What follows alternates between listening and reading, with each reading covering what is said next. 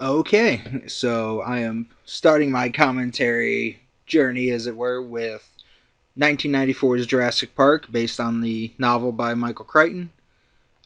Everybody has seen this movie. Most people own this movie. Many people love this movie. So I figured it's a pretty good spot to start off with. I've got it already kind of started. It's at the opening Universal logo. Still zeros across the board, but I just needed to kind of get past the FBI warnings and everything like that. That's super boring. But here we are. Give you a quick second to time it up. All right. And play. Jeez. Even on the Blu-ray, the Universal logo seems dated. That's a little mean. Universal's been around since forever, but yeah, it definitely looks old. Which I guess kind of works for it being Jurassic Park. Oh, an adventure 65 million years in the making. I always kind of dug the art style they went with, sort of like Bones with the marrow in the middle. Just kind of interesting. Even though this font does seem like it would fit in so much better in the Flintstones movie. So there's my jab, I guess, at arguably one of the most perfect movies made in the last 50 years. If not the most perfect movie, but alas. And one thing I gotta give the opening here is just kind of the tension that it builds up. There's light, there's noises, there's trees, and there's a bunch of people just standing around, all looking mildly concerned to not concerned at all with Captain Bubblegum. But we also get our quick little introduction to Robert Muldoon. And God bless the actor on this one, because he instantly sells it without saying a word. He is the guy who looks the most worried. Like this is a guy who woke up this morning and knew it was just going to get worse. Like, at every job you work, you know that one guy. And unfortunately, whoever the guy you know is probably doesn't have as terrible of a job as Robert Muldoon. But I love the look, especially here in this scene, because he just sticks out so much from everybody else. Everybody else clad in black, long pants, hard hat. Like, yeah, we're ready. Versus hat, summer shorts, borderline booty shorts. Like, let's call them what they are. Like a sensible vest. Like, he is. No, this is not a guy who's about to transport a very dangerous predator into a holding pen. This is a guy who's about to take your freshly divorced aunt out to a nice beachfront property style lunch, and then possibly hook up with her before moving on for the night. Like that's how this guy's dressed. Oh no. It's like almost like they forgot this is kind of a horror movie.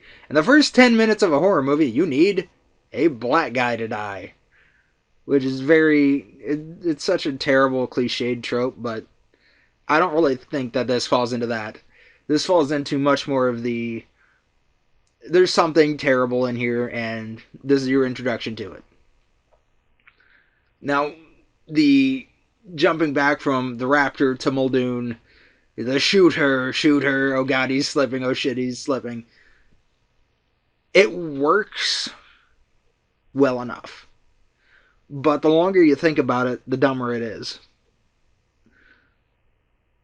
Like, you're telling me they never had a trank gun? They didn't even have this thing tranked? And on top of that, knowing what we're about to learn about raptors, this guy was already disemboweled. Like, this guy was already in bad shape. So it's terribly orchestrated. Like they did a really bad job there. Bad on InGen for that. Oh, Ed Regis. Like this character, again, brilliantly played. Bless the actor, because he does such a good job. And I like how this does set him up. Like, this is not an outdoorsman. Like, this is a guy who has his car taken into the shop for an oil change. That's instantly what you feel from Regis here.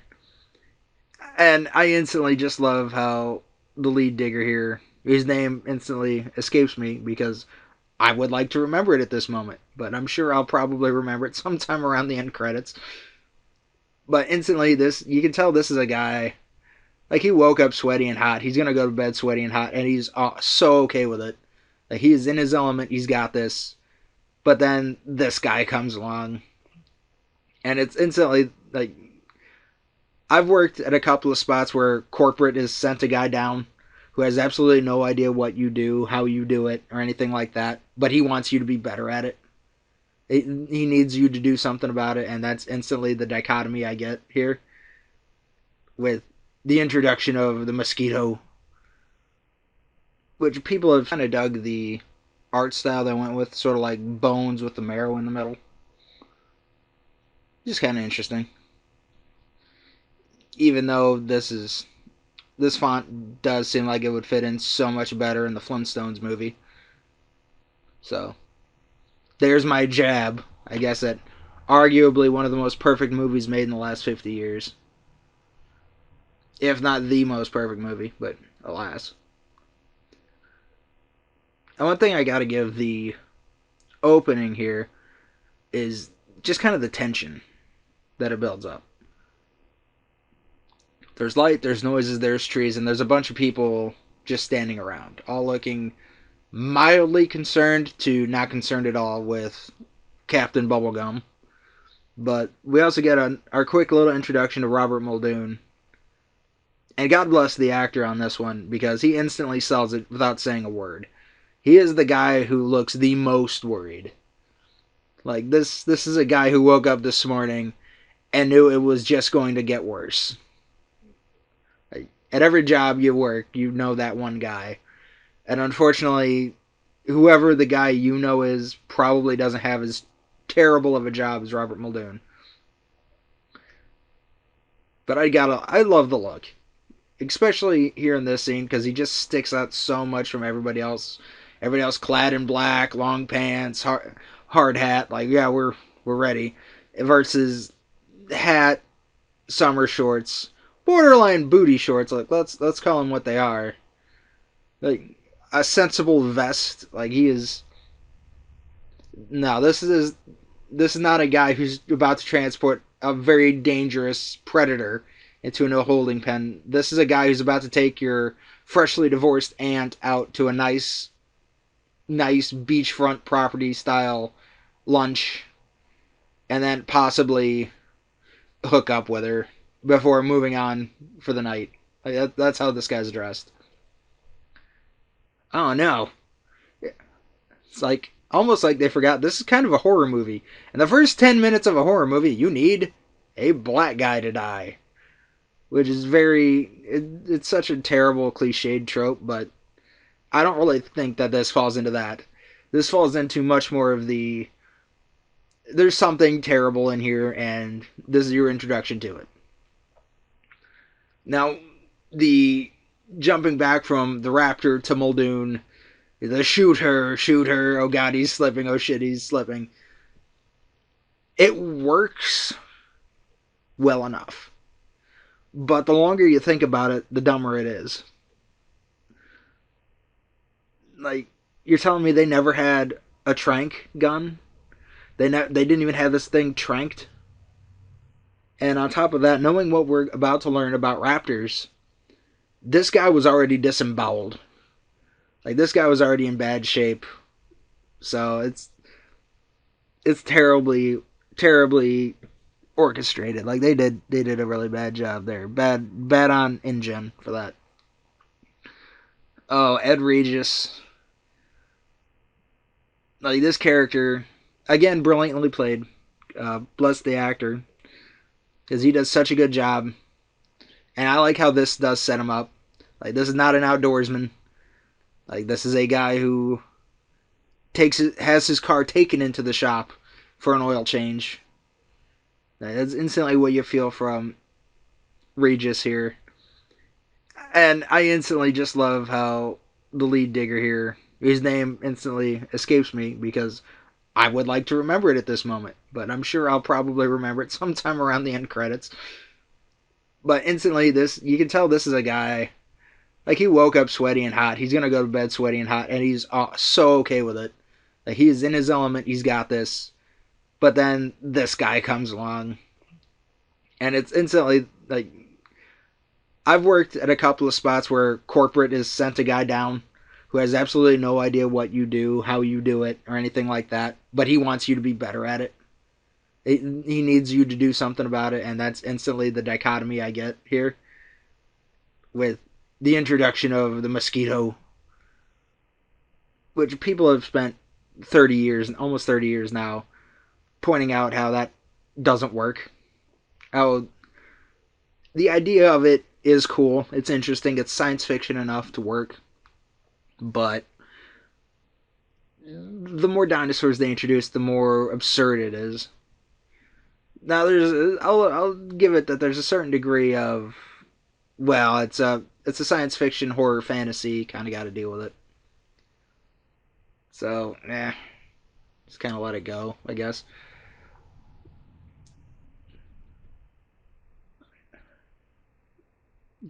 Sam Neill. I was definitely in my 20s before I realized he was actually from New Zealand. Never knew he had the accent or anything. I just thought it was just the way he talked. And I've seen Sam Neill in like two other things between when I first saw this in probably 96 to when I found out he was from New Zealand. And that it was like a TV movie Merlin and might have been a little bit of Event Horizon, like the very beginning of it. So it never clicked for me. And another thing I'll openly admit here is I was well into my 20s before I realized that what they were looking at was a raptor skeleton.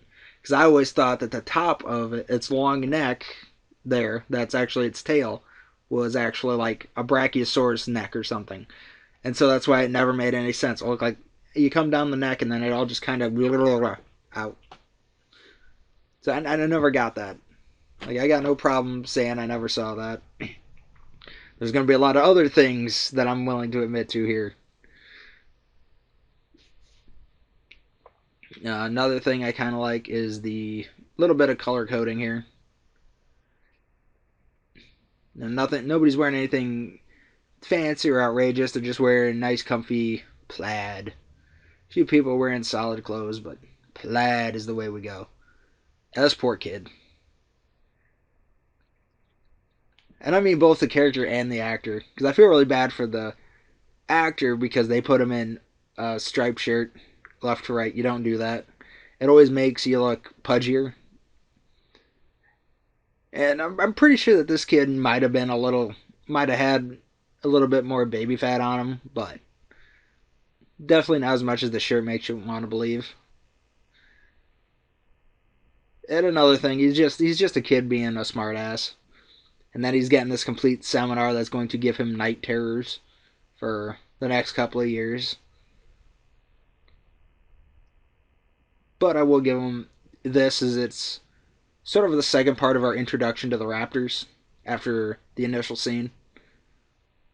And the very terrible things that they're going to do to the people that they catch. All two that they really catch, which isn't really a whole lot. The book had a much better raptor sequence, in my opinion. But that's because in the book there were actually, I want to say, 8 raptors that they had penned up, whereas in the film it's only 3. Small little differences like that, I totally get why they wanted to trim it down versus how they were done in the books. Because going into this, there was no way that they could have known, even during shooting, that it was going to look as good as it does. The dinosaur effects, the animatronics, all fantastic. Again, 30 years later, you could take the original prints and probably toss them into a theater, and it's worth seeing. It's nothing terrible, nothing hate filled. And that's definitely something that this movie's got going for it. There are some movies that were released 10, 15 years ago that are dated now, but somehow this one works. And as since we're kind of going through the Ellie Sattler and Grant talking, like, oh, are they in a relationship or not? No, I don't know. They play it coy enough that you could kind of go either way. No, they never drop an L bomb. You never see them snuggling. You see a hug and a mention of kids. Like they could just as easily just be good friends. So, especially since there's like actually like a 20 odd year difference, I think, between the two actors. And this is another really fun little scene. Like one of these people does not belong where the other one is, but in the contrast to the last scene, one guy is confused, whereas the other guy is just ridiculously overjoyed. I believe it's Richard Attenborough. Sometimes I get him mixed up with his brother, but yeah, fantastic, phenomenal actor. If you ever get a chance to see the Great Escape from, I want to say it was like 61, 62, somewhere in there. Uh, he plays a wonderful part in that, and really carved a name out for himself being a director. I think he won for Gandhi a little bit before this. So this is a scene that was really interesting but omitted from the movie that was in the book was actually something a partial scene that was in the sequel film Lost World, but the girl being attacked on the beach and by the tiny dinosaurs actually happened in the original Jurassic Park book. Now we don't, as I recall, we don't see the initial attack, but find the girl. She's hurt. Goes to a hospital. She says something about a three-toed lizard. Well, the doctor looks into it. There are no three-toed lizards, but you figure, screw it. Let's go find out. Well, he goes out to where she was attacked. Doesn't find anything. Doesn't find anything, but does find a. I want to say it was an orangutan or something eating a lizard. He shoots the monkey with the tranquilizer. Gets the lizard. Okay, there's something weird here.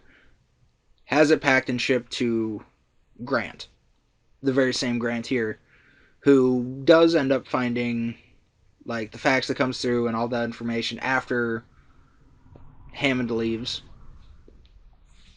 and that's what kind of starts this weird little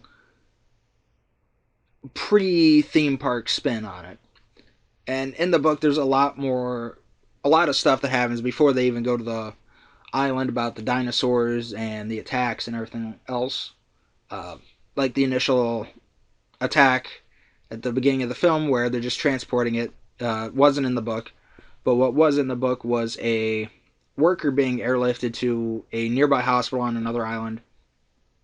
Like very short staffed, very few dollars to spin around, but they bring the kid in and he's got weird foam on his wounds and it's deep lacerations, and he just keeps saying the word raptor, raptor, raptor, and then he's gone.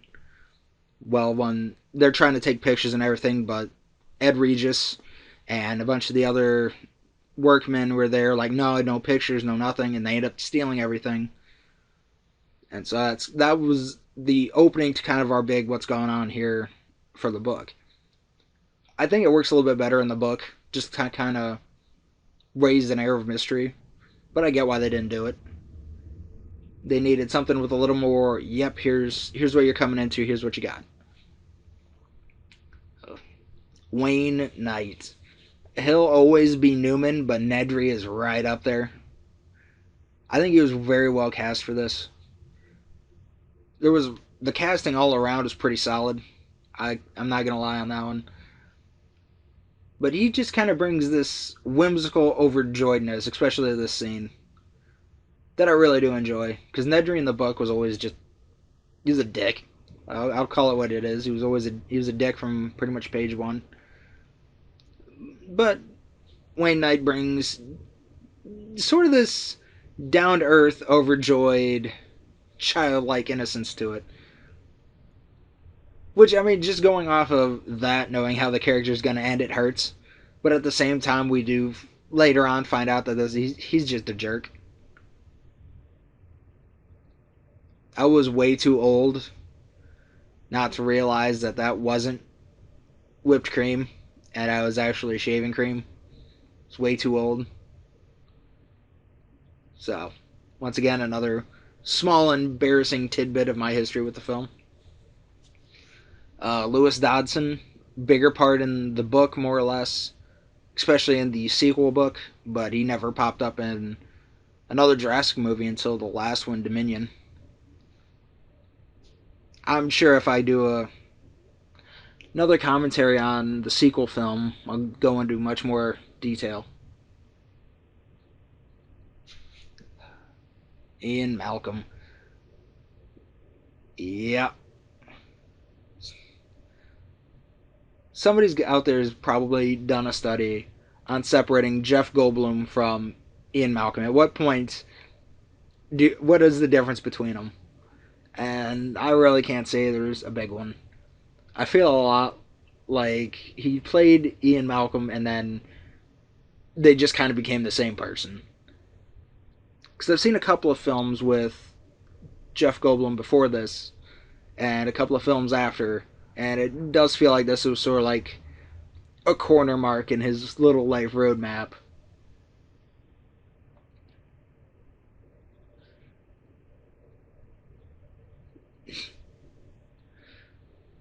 Oh, you bring a rock star. I do kind of like that. It points out that there. What's the point of having a mathematician coming to a dinosaur island? I mean, I know why he's ultimately there. He's there to. In the book, he was there to pretty much tell everybody why everything's going to shit before it goes to shit. Whereas with Sattler, who's a paleobotanist, so she'll know about the plants, and Grant's a paleontologist, so he should know about the dinosaurs. So those all make a lot of sense. Those two work for me. But Ian Malcolm really doesn't have any honest to God reason to be in there. And John Hammond, I should point out, is different from movie to book. In the book, he's much more hard assed, I guess is the way to put it. Very much, why isn't this working? This should be working. I've spared no expense, it needs to be working. You know, it has to be top of the line, top tier, whereas with the film, they went for much more of a, I believe they called it like a evil Walt Disney. Like Hammond has, you know, the stars in his eyes. He's gonna this is gonna work. This is gonna capture imaginations. Absolutely, 100% believes in what he's doing. Like this is fantastic. This is what everybody has always wanted to see, as they can now come and see. So I do really enjoy that. It's much easier to like a character who's likable and charming and witty and smiling versus just kind of this shady guy who you just know is throwing on a fake smile. Like he's being nice because you've got something he wants. So on this one, definitely the point goes to the movie.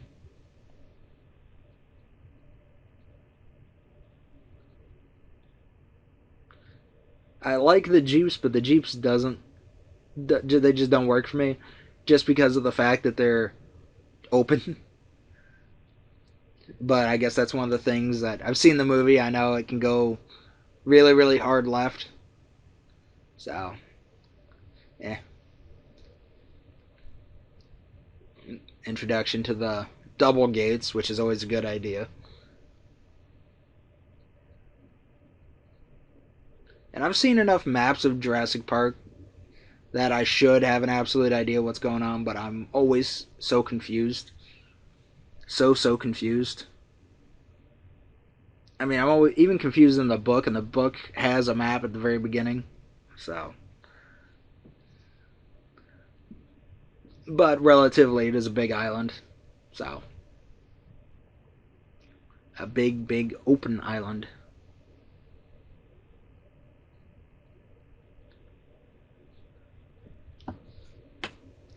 And so we're about 20 minutes in here, and now we're going to get our reveal.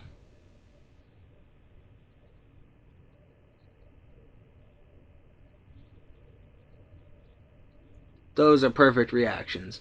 Because the first thing Ian does is just freeze. Which is ironic because it's something he should do later, but alas, here we are.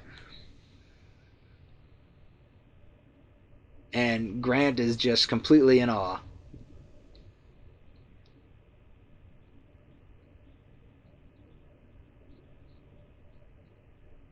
Yep.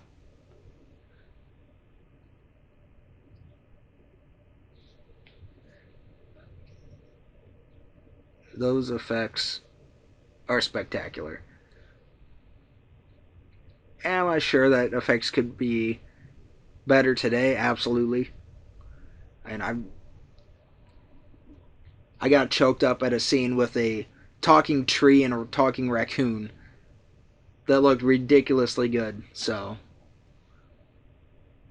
I definitely think that if they went back and redid the visual effects, they'd look better. But these still look spectacularly good. And I'm sure they probably went back and did some touch ups for like the Blu ray. But still pretty good.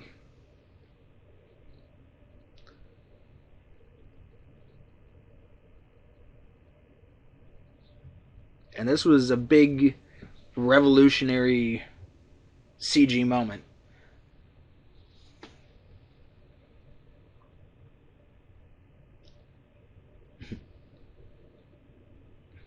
Like,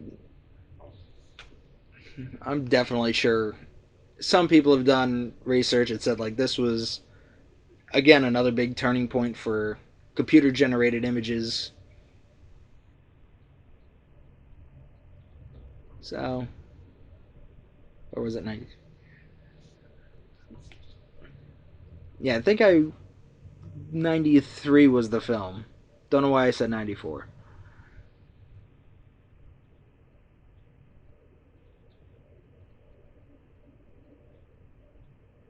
And boom. While not as detailed, I do think that this is really where they decided to flex here. Because these are all different animals, different shapes, sizes, colors, moving independently.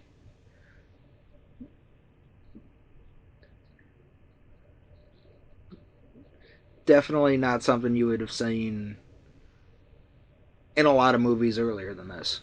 So, big points. Visitor Center, a lot of the buildings, there's no big difference between the film and book. But I will say I do like the look of it. Kind of how they've designed it. The dinosaur inlays and skeletons inside and everything like that. All really good. Those are all minor details that when you read them in a book, you're like, all right, cool. Like, wow, this looks really interesting. But the smaller details, as you're reading, 100 pages later, you're not thinking, oh yeah, the T-Rex skeleton is standing on a rock with other dinosaur bones laid into it. You're never thinking that. You might remember the T-Rex, but you wouldn't remember something like that.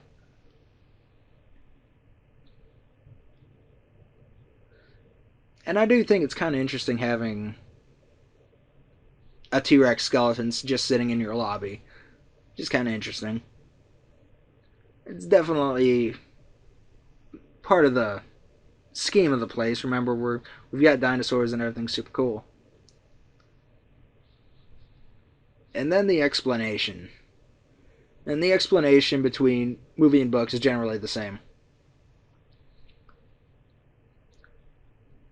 Uh, Mosquito bites dinosaur, gets fossilized. An amber, we take the DNA strands, reconnect it, fill it in with some frog DNA, and boom, dinosaur.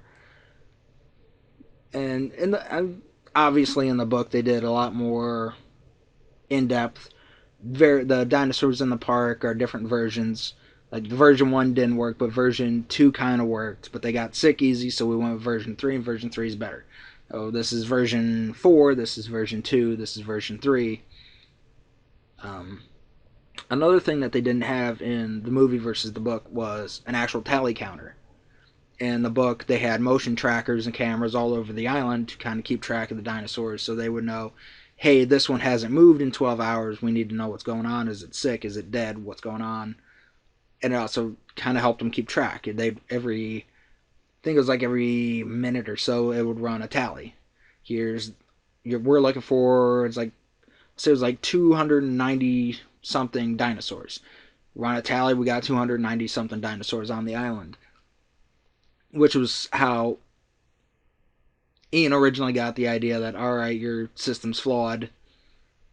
Because later on, when they find there might be other dinosaurs on the island, he has them check for one more, check for one extra. Like, humor me. So the computer runs a test, and that number comes up. Yes, there are this many dinosaurs. Well, how is that possible? It's like, all right, we'll try a ridiculous number. Maybe you're just picking up a squirrel. So they run a quick one more test with like look for like 500 animals, and it ends up coming up to like 300 and something. And they're like, how is this possible? Because they're rolling it down, and there's only like 4 or 5 species that have extra numbers on them. One of those, of course, being the raptors. That there's actually in the book there's only 8, but they're picking up like 50 something. So that instantly throws a lot of red flags up. Oh no, what's going on? What's going on? What's going on? Sadly, that was dropped from the movie, but I think that the movie did one thing a little bit worse was they never really explained the dinosaur breeding too well. Grant does explain that it was possible that because of the frog DNA, some animals were able to change gender to procreate. All right, that's interesting, but it never really narrows down who. Uh, when they find the nest later, it's kind of hinted that it might be like raptor or something else out there, like maybe even Suchomimus, or not Suchomimus, whatever those dinosaurs are that they watch get eaten by the T-Rex in the field. But it's never really looked into. It's not until the next movie that they're like, yes, they started breeding, they started flourishing, they started doing this, that, and the other. Whereas in this one, it's just very much waved off as sort of a footnote that doesn't cause any issues. In the book, it kind of causes issues, but even then, it's pretty late in the game where it causes an issue. And again, in the book, it's only a handful of species, not every species, like it very much implies in the films. So, another character vastly different from film to book is Dr. Wu, played by B.D. Wong, and he's a much bigger part in the novel versus the movie, because this is only seen in the movie. He's here. We specifically made them all female, so we're good. We don't have to worry about breeding. Everybody's happy. That's pretty much the end of his role here. Whereas in the book, it's a lot of that, a lot of going over the genetic research, how they did this, that, and the other, much more drawn out and explained. And there's even one scene after he learns that the dinosaurs are breeding that he realizes, like, not only did I bring back a prehistoric creature, but I brought back prehistoric creatures who are breeding. I not only did I do my job, I did my job better than even I expected. He has a very patting himself on the back moment where he's doing that, which it worked in the book. We see so little of him here. I don't think it really would have. It wouldn't have done anything. Just would have added a little bit of screen time. And another severely changed role is the baby raptor. In the book, it actually has scenes with Lex and Tim and pops up again at the climax. But here it's really just here to show us, yes, they're coming out of the eggs, they're being born here, everything else, and then to kind of give Grant the moment of realizing, oh shit, there are raptors here, which does the same in the book, but I think it works a little bit better in the film just because of it dances the line better between, oh my god, it's a cute little animal, it's a cute little dinosaur, like, oh my god, can you believe this, and then switching right into Grant realizing what it is.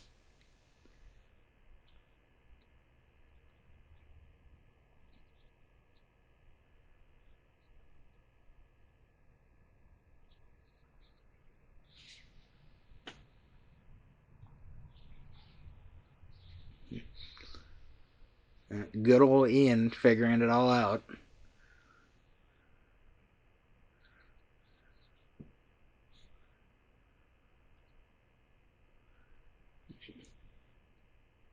Life finds a way.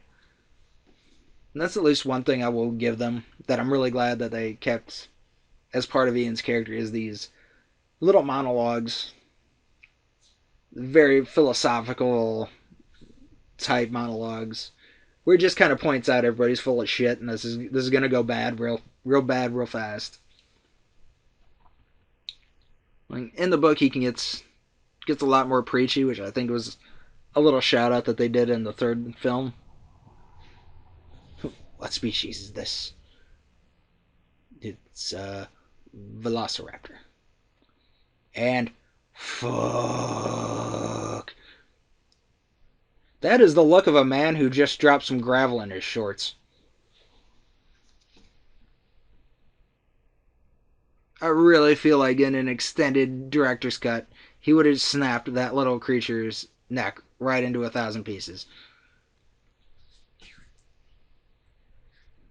Like I know I probably would have, knowing full well what the Raptors are capable of. Yeah, I would have winged that little bastard as hard as I could into the wall.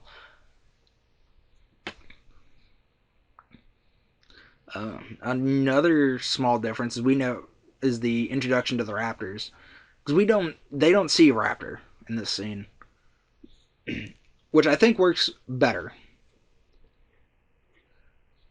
because we've seen an eye, we've seen one kill a man, and we're about to see what three of them will do to a cow. Instantly builds up the terror. You know, don't see the monster, just show us what it can do. Uh, the original Godzilla did the same thing. We saw what happened when it came through a village before we ever saw the creature. So that's always kind of been the gold stamp way of doing things. Show, don't tell. So showing us what they do, the noises they make, the speed, the ferocity. Whereas in the book, it was actually more of a flat ground with high fences around it. And when they get there, the first thing they do is they see it. They see one with its head just poking out. It's not moving, very still. Could literally look right past it. And it's just staring at them. They're staring at it. And they go into this little internal monologue for Grant where he's noting, like, it's cold. Like, I just feel a shiver go down my spine. Like, this doesn't hunt like people do, like mammals do. Very cold, very calculating. And then the attack happens from the side, and two of them leap up and hit the fence at chest height. It's pointed out that if the fence hadn't been there, it would have hit them. The hind legs of the raptors would have hit them chest height, which, with their speed and size, would have taken you right off your feet, just right off you.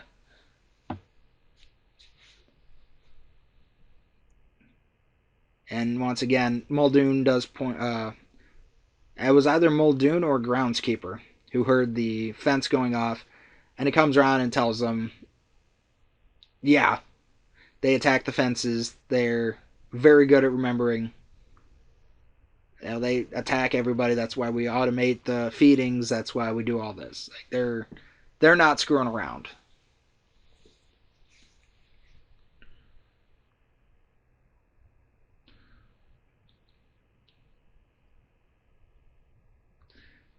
Ugh. And getting down to the strict nitty gritty of it. Now everybody knows, yes, the park is real. Yes, it works. Quote unquote works.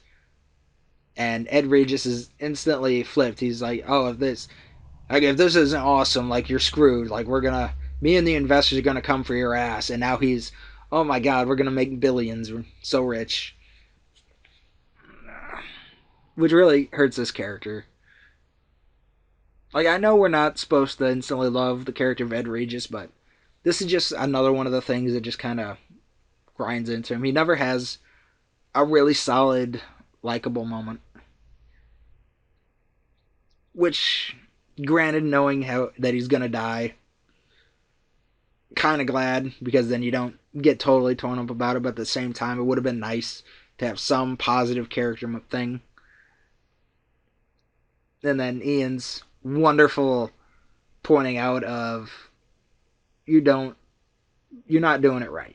You're not respecting how this is done, how we got here. You jump too many steps to get to where you are. And just to be entirely fair here, I do like how Ian is in all black, Hammond is in all white. It's very much feels like the angel and the devil. Who's right, who's wrong. And ultimately, I do think that they're both wrong and both right. I got no problem saying that. Like right here, pointing out condors. Like, yeah, if Hammond would have come out like, hey, we're breeding 1,000 condors on this island to bring them back from extinction. Like, that's a very good point he's making. But Ian is again countering with that there's 65 million different reasons why that's different. Dinosaurs had their chance, had their opportunity, and it just didn't work out. Could have been happenstance or what have you, but it didn't work.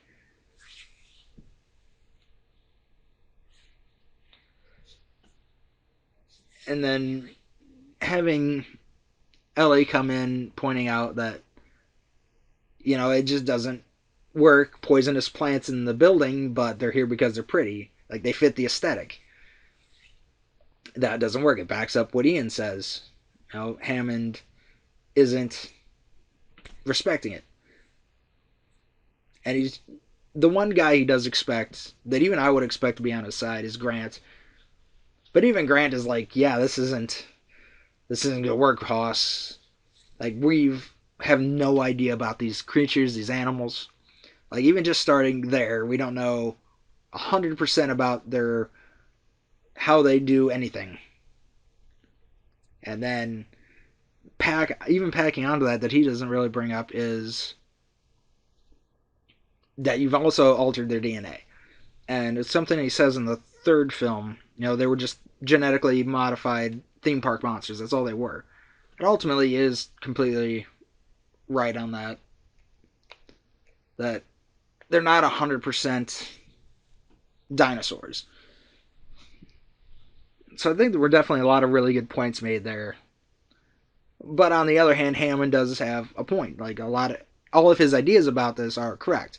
Like, if there was an actual Jurassic Park, people would flock to it. They would love to witness these creatures. So, a lot of points there.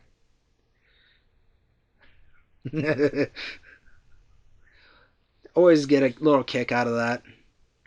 How she looks at Grant, and he just kind of looks back, just unblinking, just crap. Like, I really get a feeling like Grant read a couple of pages ahead and realized, yep, this is a horror movie, and now we've got kids. This is not how I wanted to spend my weekend.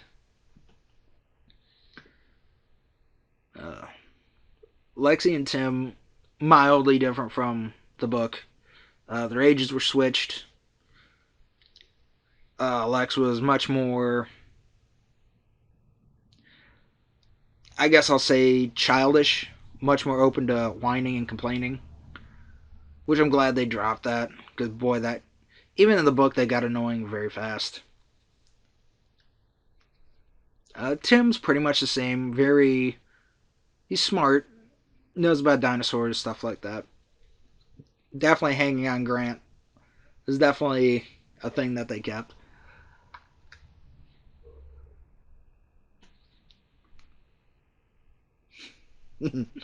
Switching cars.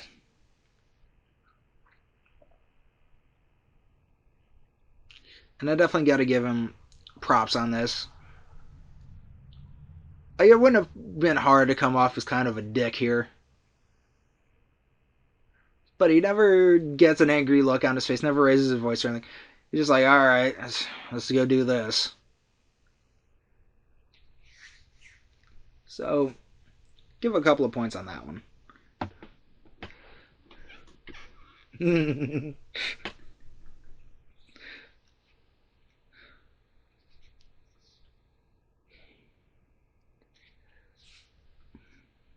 Yeah, again, I'm not really feeling a massive relationship thing there. Feel like it might have been maybe a thing before the film, but maybe it was just the he wasn't big on kids, so they just never got together. It was one thing that they're like, nah, all right. Again, if HBO picked this up and was like, hey, let's do like 12 episodes. Let's turn this into a nice little mini series. Like, I feel like that's something they could throw in, unless they just wanted to revert to the book where Grant really was in his 50s and was much more of a professor teacher to Sattler, who was early mid 20s, I think, and engaged as I recall.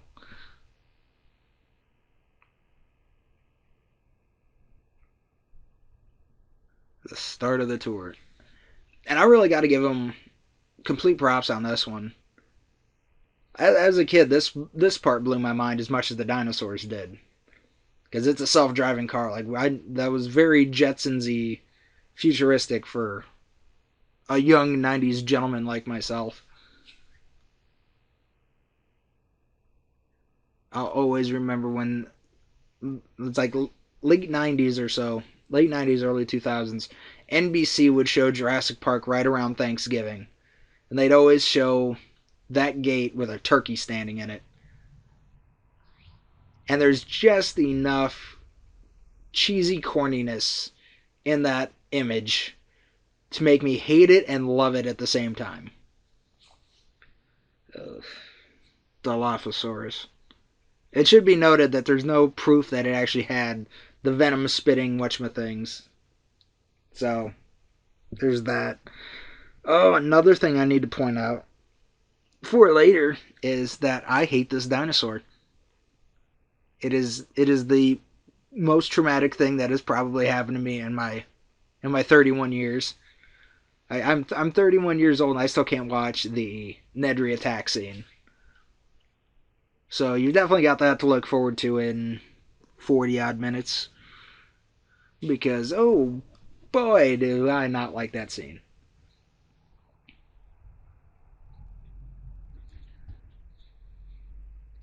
Sam Jackson, still on the rise of being Sam Jackson. So yeah, this would have been 93. Because his big break was in Pulp Fiction in 94. So this was probably the last movie where he was just Sam Jackson. And not Sam motherfucking Jackson. Which, with every movie he does, this one stands out so much more because he doesn't call one person motherfucker. And I feel like this movie could have used at least one. At least one. So,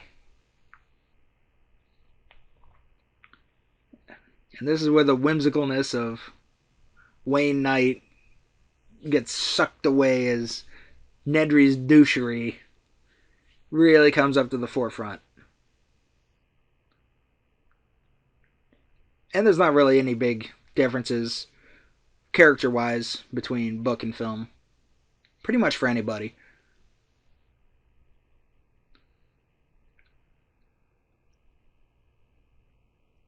I'll never get over how well casted Muldoon is. I really won't, because this gentleman can give you a stare.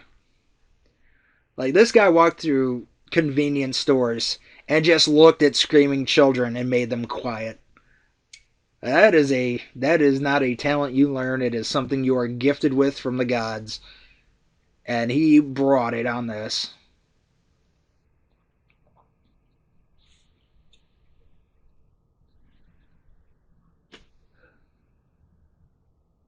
Like I got no absolutely no problems with saying this.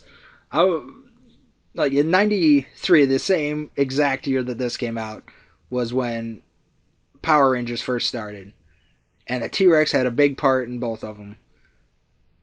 So if I gush on the T Rex, know that it's also got some feelers into that universe too.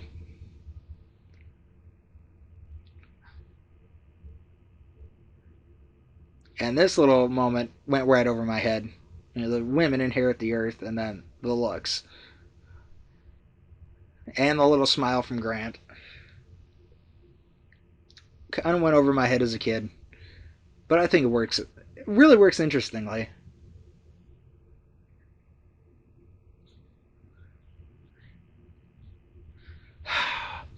Toby Keith doesn't want to be fed; he wants to hunt.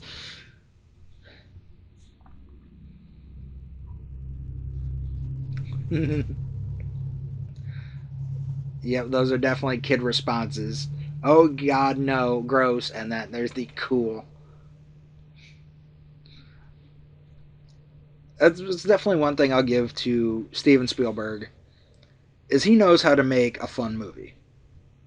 I'm big enough to admit there are a couple of his films I didn't much care for. War of the Worlds, for instance. Even when it first came out, I was like, this is kind of boring. This isn't that great. But that might have just been I was looking for more Michael Bay. Everything explodes versus a people story, and I haven't even seen that movie for probably a good 10 years now. So maybe one day I'll look back into it. Continuing the bubbling hatred between the characters. And I love the smile. He goes back and sits down with a smile like, yeah. The entire point of him doing that was literally just a poke and jab.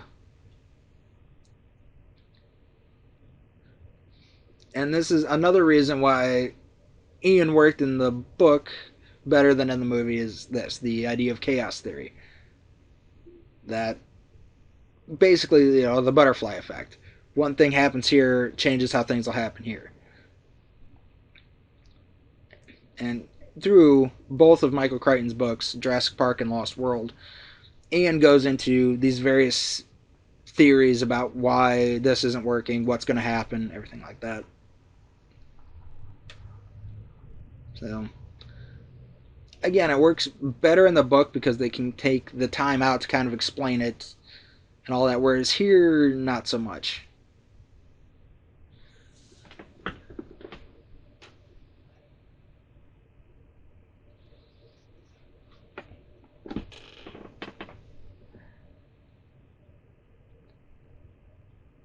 Yet another reason I'm pretty sure they weren't dating, because I mean, I've been single for a while, but if there was a 6 foot something dude in all black who just so happened to be Jeff Goldblum holding my girlfriend's hand, I could give a damn about what's going on out in the field, man.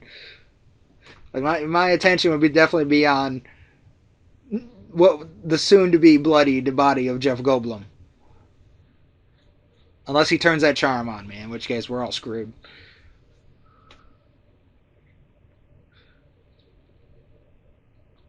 Yet more issues.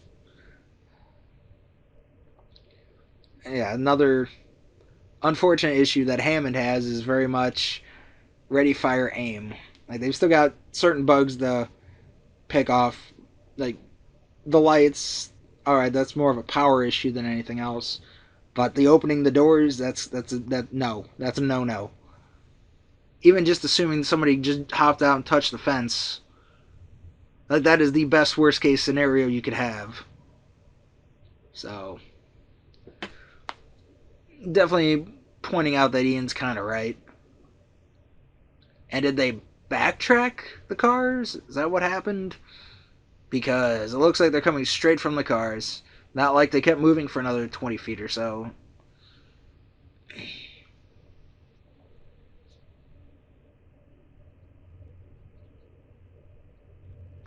And another scene pretty much just like the book, but the one difference is that I believe in the book it was a stegosaurus, whereas in the film it's a triceratops. And as I recall, it was because Steven Spielberg was such a huge fan of the triceratops as a kid that he wanted to make this little change. And I think he was right for doing it. Like again, big Power Rangers kid, so triceratops, big, big deal to me too. And this animatronic, brilliant. Absolutely wonderful.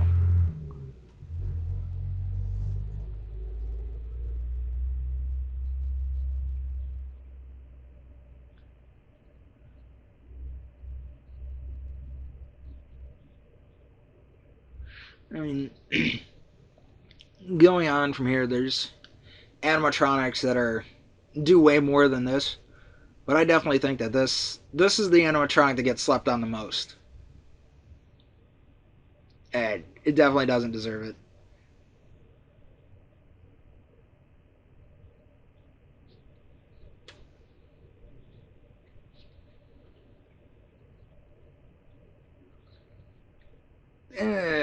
And then there's this. This is a dinosaur. How do you know what it can or cannot do? Meanwhile, Grant's over here being everybody's inner child.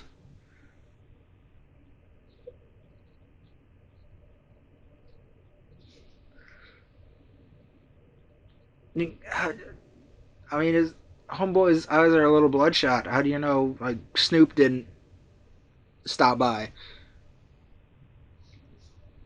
Like, this is probably the part of the movie that's really thin to me, and it's thin because it actually becomes a plot point in Fallen Kingdom of having dinosaur veterinarians. Like, it kind of works there because there was an actual park going, but here it doesn't.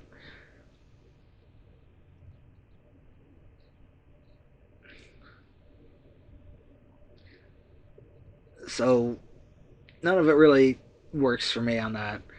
Because how do you know that while it is poisonous to us, how do you know it isn't okay with them? And on top of that, they're ridiculously big and dense. They big. So it this doesn't work for me. It's thin and it does not take away from my love of the film, but it's thin.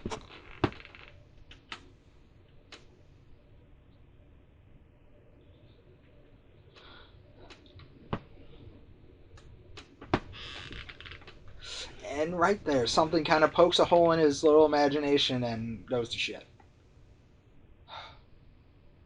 That is one big pile of shit. Another classic scene. Absolute classic image. And yet another thing that just kind of gives Jeff Goldblum awesome points, I guess.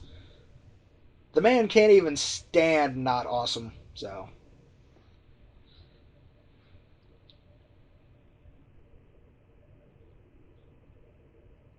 God.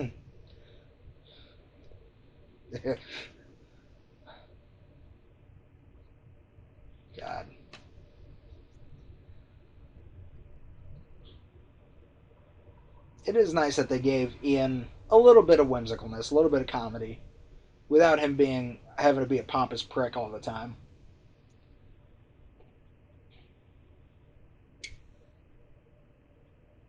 Jesus. Yeah, even in the background, just somebody stand here awesomely.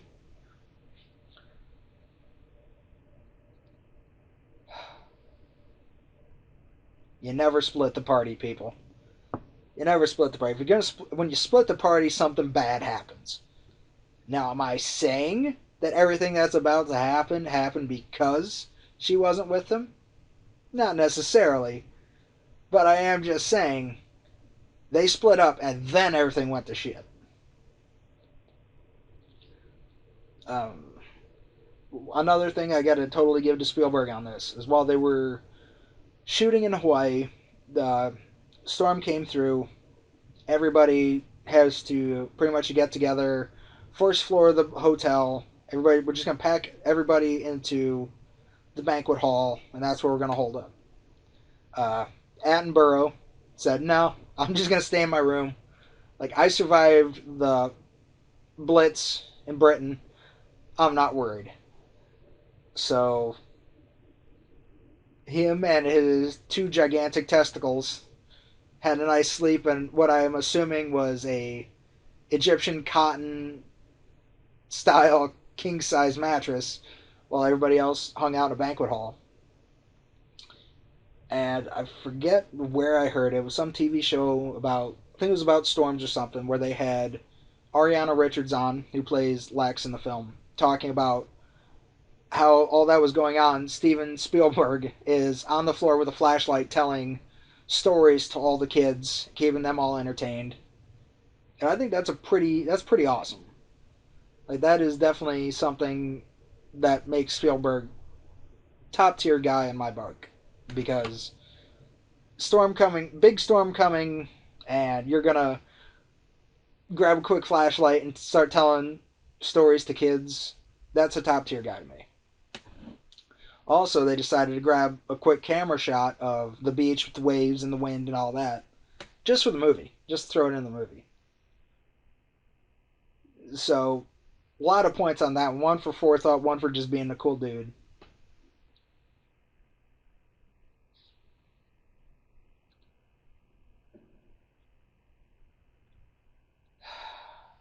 Nedry.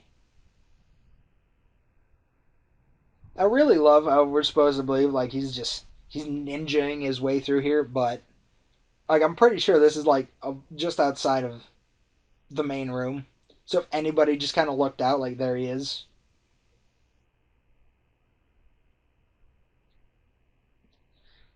and then everything starts getting unlocked. Now I get it. You got to kind of cover your bases here, but eh.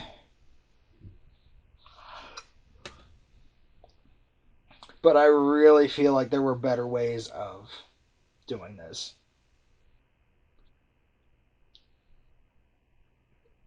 I know it's a good shot, but I still don't like how we had to open both of them.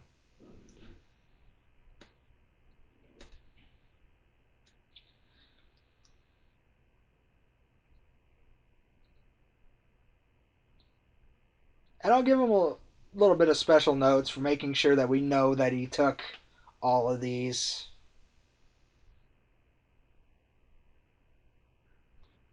Yeah, it's fine.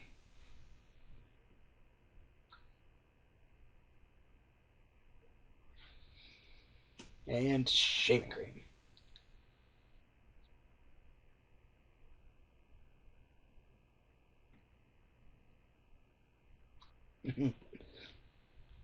Another little are they aren't they scene. Again, I would have liked like even a little backstory, like hey they almost dated, but they were just like nah, just probably not gonna work out. Would have kind of worked out for that scene a little bit. Either way, but kind of keeping it a little bit ambiguous. I don't hate it.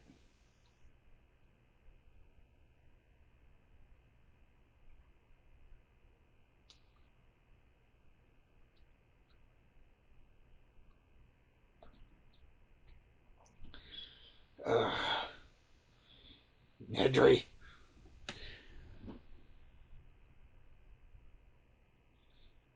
So this does at least kind of explain why so many animals got all over the park, like the T Rex, which we see in the climax.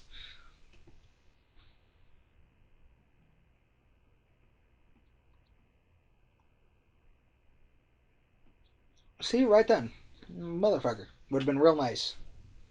Think we could have used one right there. And Muldoon instantly, what about the raptor pen? Like, okay, raptors are fine.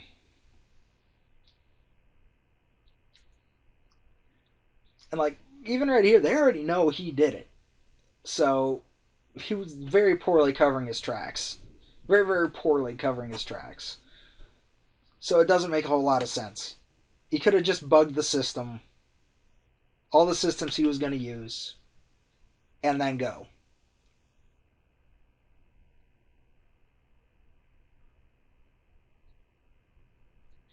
Yeah, yet another thing that did happen in the book. Getting completely lost.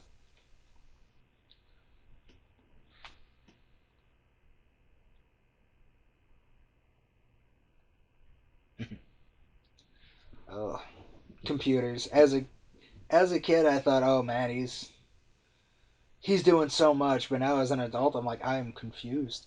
I have no idea what's going on, and I do kind of dig that. A little bit of dickery from Nedry,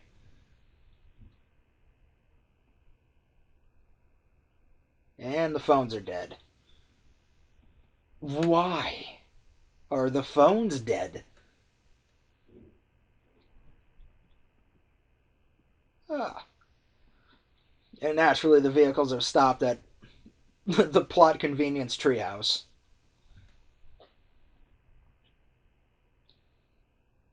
And again, it's another. It's not even a real big difference between the book's and movie. In the book, this all plays out 99% the same, with really the only biggest difference being uh,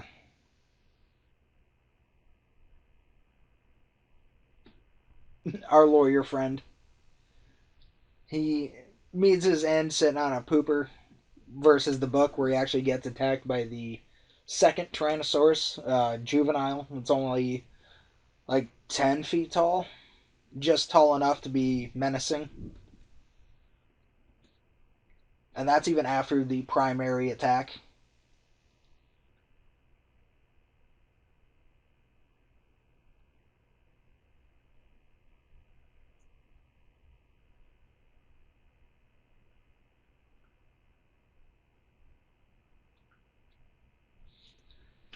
Quick shot of the canteen. That's not going to come back at all.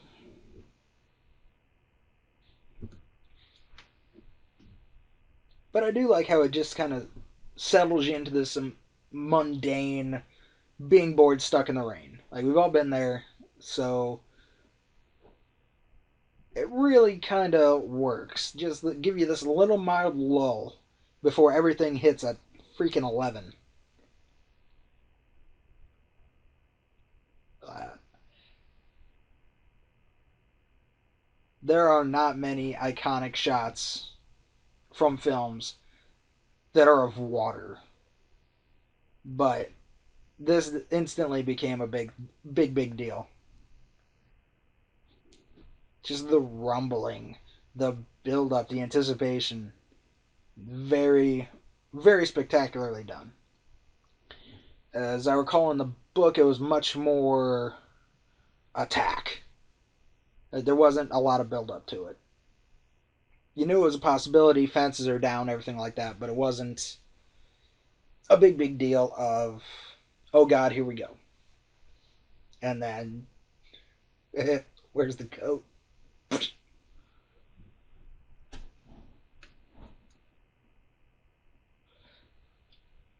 That always weirded me with a little hand on the fence. Especially considering how the T Rex comes up. That doesn't. I, that never really seemed to click for me. But that head poking out through the trees. Yeah. Like, what he does is stupid, but yeah, I'd have probably ran too. Or I would have completely froze up and slowly but surely crapped myself to death.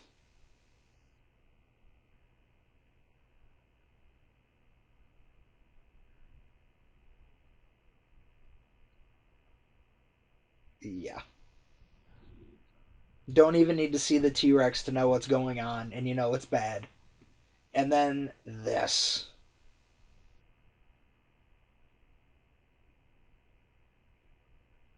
Gorgeous shot.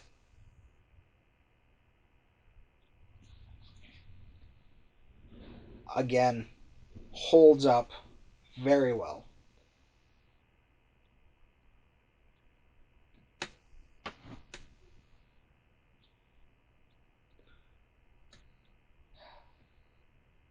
one movie TV cliche I don't hate but I don't love is like that little shot. Grant instantly telling Ian, "Don't move. The vision is based on movement. If we don't move, we're cool." Cut directly to Lex in the other car having a complete freak out. I need a flashlight. Where is it? Yeah, the mild juxtaposition. It can work sometimes. It can't work other times. This is one of those times where I feel a little so about it. It kind of works because kids will be kids. So, the one thing I really got to give them is that the pupil just shrinking right down. Like, that's beautiful. That's beautifully done. The roar, the T Rex roar is completely iconic. A lot of the noises were just for mundane things, like baby elephants and this, that, or the other, tortoises. And so now I have an unnatural fear of just regular animals. So there's that. And then this. Yep. That is a pants darkening sight. The one thing I will give them is that the glass doesn't break, it doesn't shatter, it just comes loose.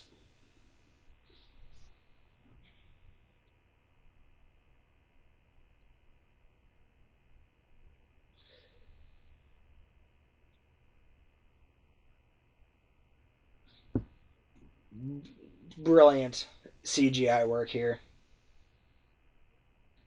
And I never really understood the why is it attacking the tires thing, but it probably doesn't know precisely what a car is.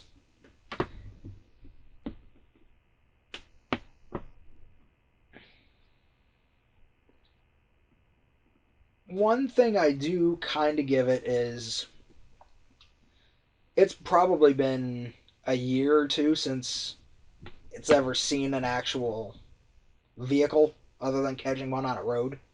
So it doesn't really have any idea what a car really is. So it gives some points to it being inquisitive, and then yeah,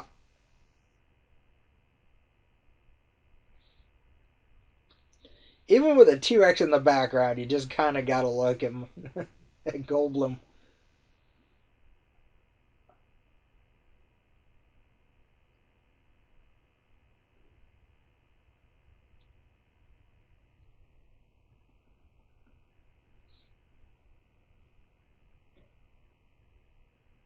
Yeah, and I've heard this story, and I have no idea if it's actually legitimately true.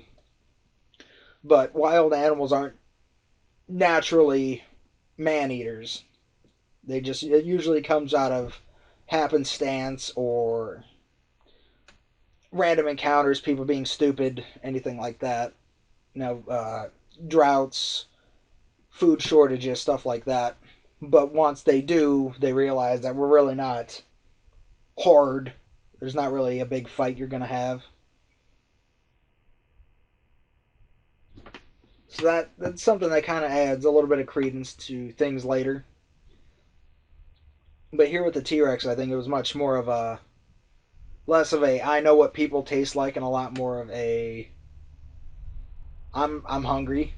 I'm hungry. We're kind of hungry, and you're just a little bit bigger than a goat, so let's give it a shot.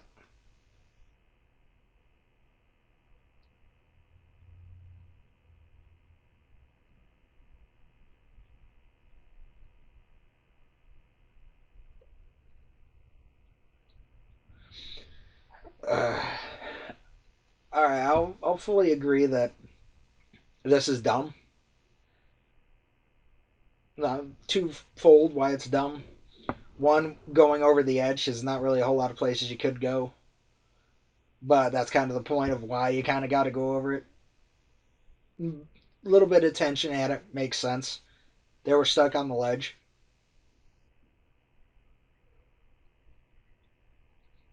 And then, of course, there's the big drop there where the T Rex is supposed to have come up from. And again, there have been more than enough essays and theories and everything pointing out that it probably really just kind of came up a hill. And we know that it got fed right there where the goat came out at, so it must have broke through there. I just kind of deal with it.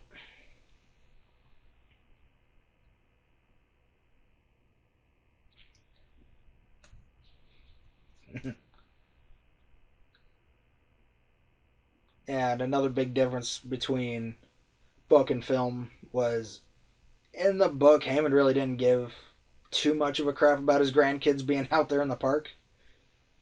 Not really. He was much more worried about getting the park back online. So, again, definitely give it points to the film. Like, even here, you can see that he gets kind of shaken out of worrying about his grandkids. Damn that Dree.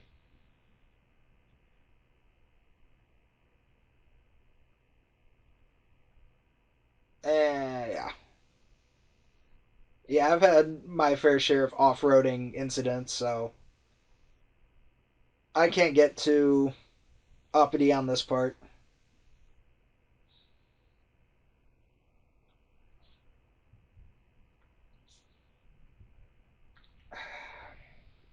Now, again, I will give them at least some props here. This is an island in the middle of nowhere. They get severe storms, so it makes sense that they'd have a winch. So I'll definitely give them that. One thing I will say I don't like about this scene is just the whimsical noises they give to him tripping and whatnot.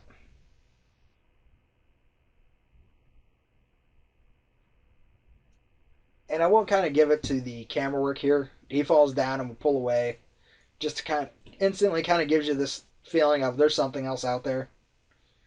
And then the little feet. And this is the part of the movie where Robert looks away. Uh, yeah, a whimsical, fun story. I can't do this scene at all. I mentioned it before, but I really can't. It's something about the frills and the noise that I just can't. I think it's the at the end of the sequence where he's in the car. Where he's in the car, he shuts the door, thinks he's safe, and it's in there. Like I can't do that. Like, I just really can't. And yeah, I'm a little bit of a wuss. I'll 110% admit I'm a bit of a candy ass, especially with this.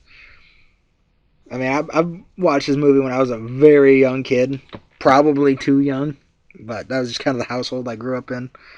A lot of films I was allowed to watch growing up. Predator, the Terminator films. Watched all those as a very little kid. But like this is just something about this I just can't do. Uh, God. Which in the book it's actually a ridiculously worse scene. Because for one, the Dilophosaurus is actually considerably bigger, much more Komodo dragony, and it isn't like in his car and all that. It's actually much more on the road. He's stuck, and they attack him. And like his last thought is, at least it's gonna be quick, because it already slices him open, and he falls and he feels his head get caught in its jaws, and his one happy thought is at least it's gonna be quick. And later on, they do find his body, and it is partially devoured, and it's got flies, and it's bad. Oh, and then in the car, fucking jeez, no.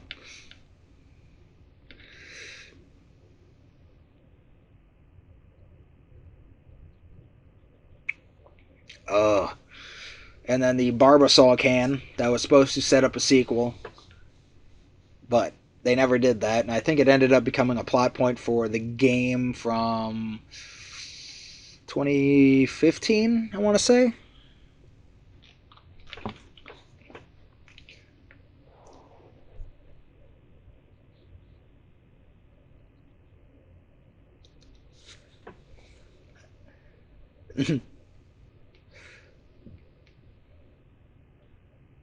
Absolutely got to give it to Neil on this one.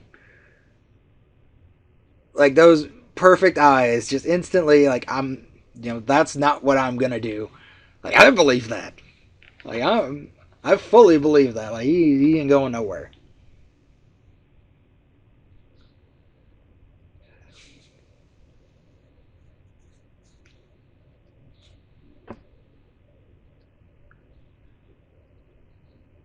Oof.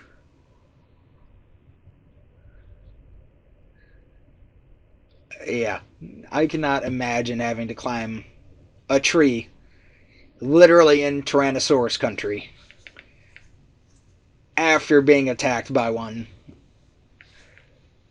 I think I'd stay much more at a ground level for a while. Entirely honest, but it is a really nice little Grant Tim moment.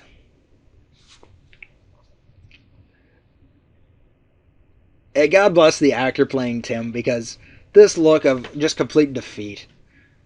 Like his head has got to be just completely spinning, both from the definitely concussion he has, and from the fact that I just got attacked by a freaking dinosaur and chucked over the side.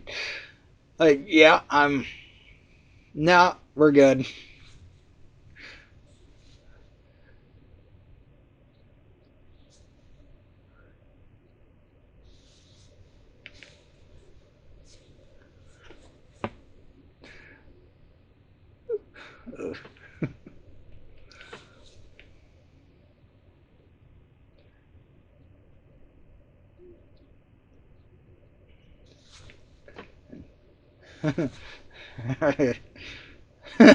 Just Grant trying to be very positive, very chipper, and Tim's like, "No, we're fucked. This is a shit situation, Hoss." There's one guy trying to be positive, one kid who could give a shit, and then this.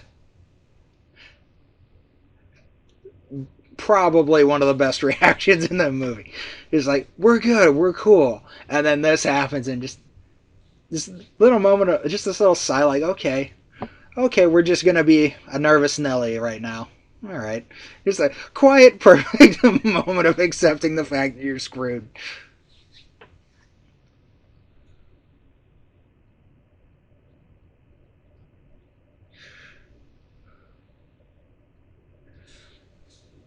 I really think that Spielberg kind of has a spotlight, bit of a spotlight on people fetish.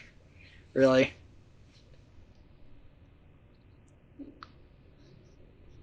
he really enjoys having lights on, big bright lights on people.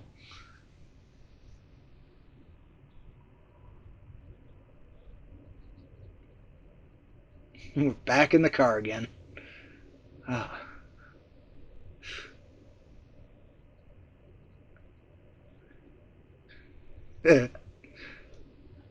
Always a plus side.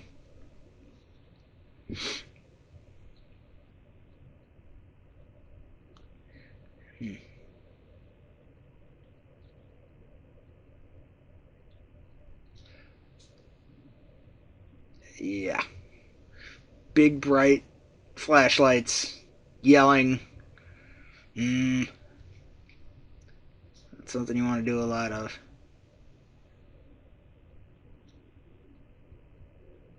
Gennaro. Yeah, I forgot they combined two characters from the book into the lawyer.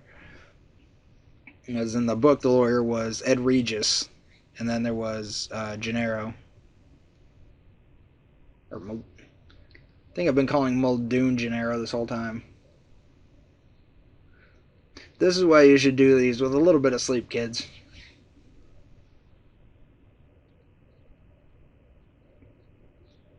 Yeah, that's pretty fair. I don't care how hurt you are. If you hear a T Rex bellowing in the distance after one just chucked you through a shed, yeah, you're gonna have a reaction.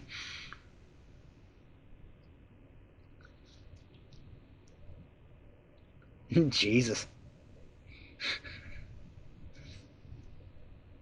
Like somebody on the set design team definitely had some fun with that because there's still pieces of the Jeep stuck on the barricade.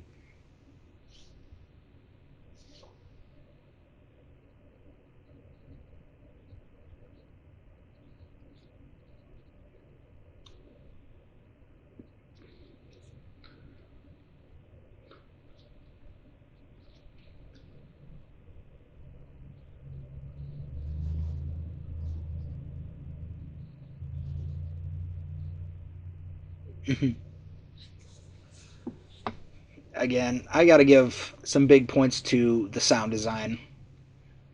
That low boom, the footsteps, spectacularly good. Just ominous enough.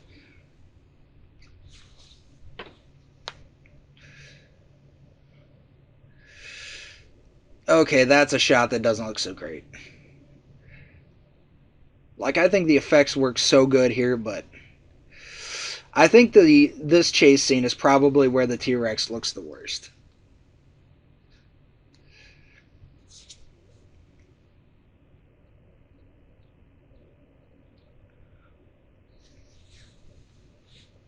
Even if that was kind of cool.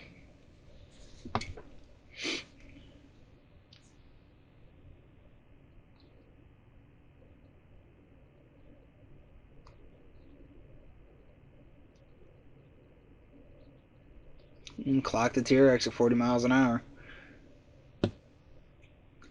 Mild moment of happiness.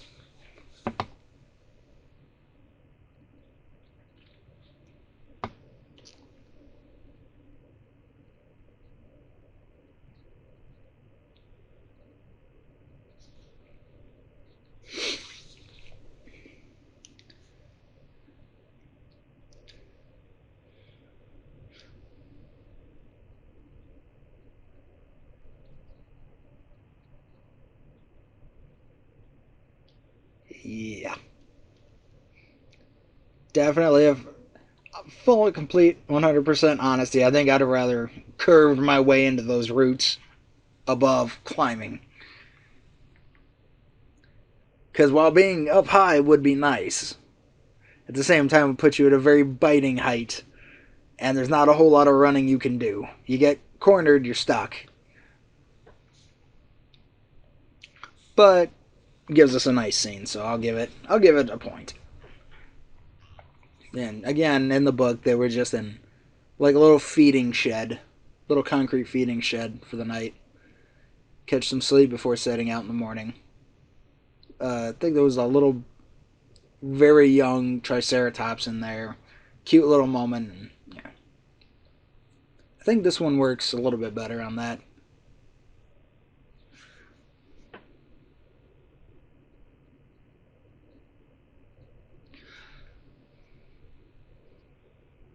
Yeah.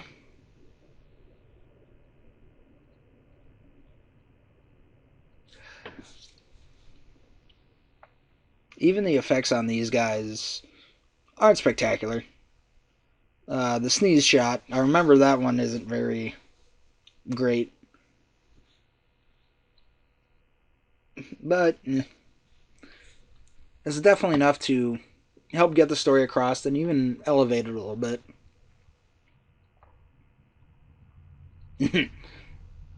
That would be the raptor toe claw that you used to traumatize a poor child about an hour and a half ago.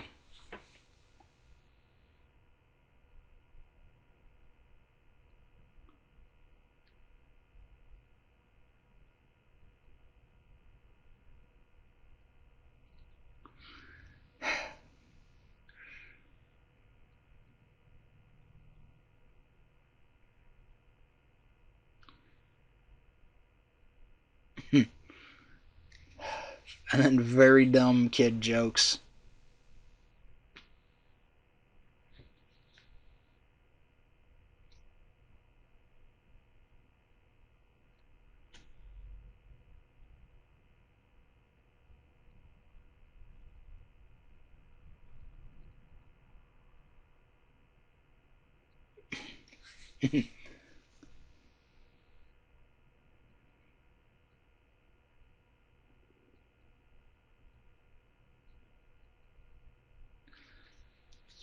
Ugh.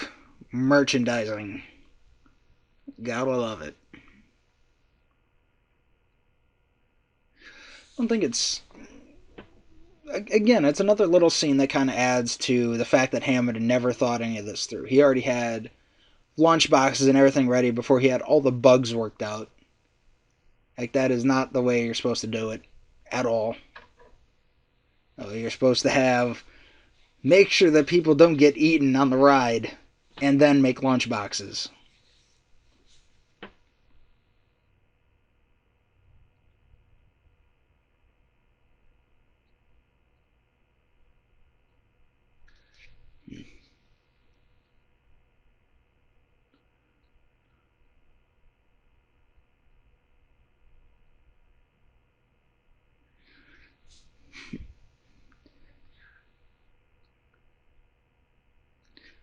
I do think that this ice cream sequence is pretty good.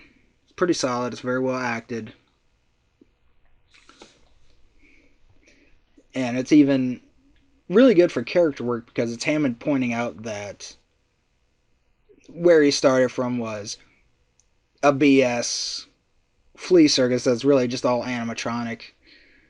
But the effect kicks in with the imagination so that people can actually say, oh, hey, yeah, I saw the fleas. Like, do all that. But now we wanted to take it one step further and get rid of the illusion. He wanted it to be real, tangible creatures. And I think that's interesting. Because even like with this movie, you know the dinosaurs aren't real, but the effects make you believe it, and in doing so, elevate your experience with the movie. Now, not every movie needs great effects, but it does help.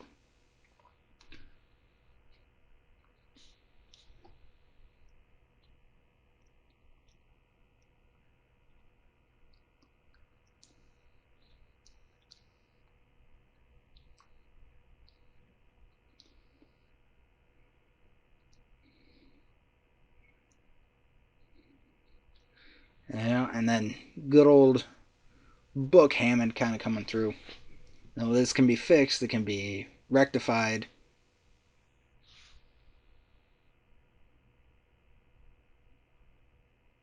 and then not understanding that what control really is.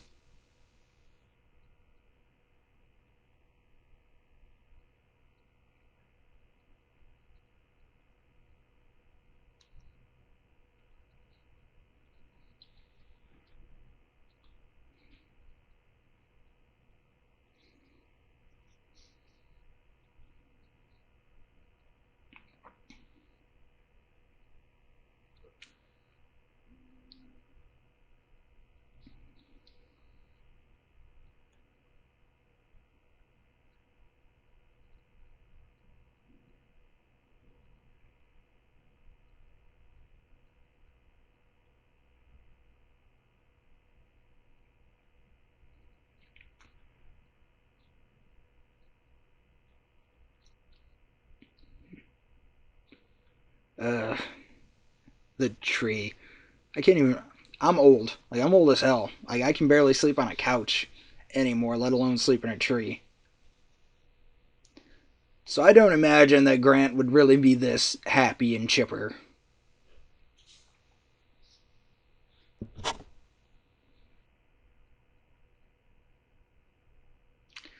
Oof.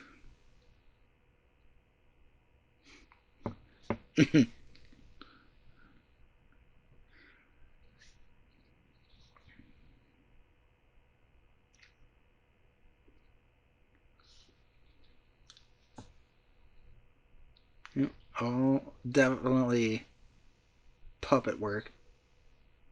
And it's good. It holds up. Stan Winston Studios, I do believe, did the animatronic effects.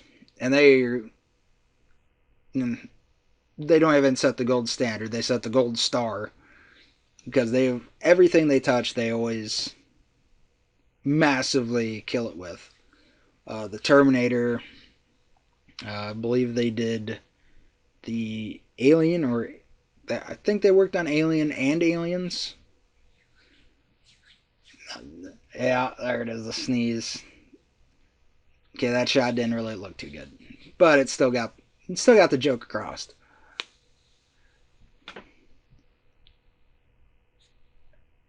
Yeah, that would pretty much be the end of my perfect day right there. And then this. In the book, they found out they were breeding because Tim saw what turns out to be a raptor running across in front of their Jeep. And that's when Malcolm gets the idea, hey, check for more animals. And that's when they find, all right, only like 3 or 4 species are breeding. But this leaves it much more ambiguous. And we can't even say, oh, well, it doesn't look like a raptor egg because we saw a raptor egg at the beginning of the movie and it was big and bulbous, but they were using ostrich eggs to fertilize them and all that.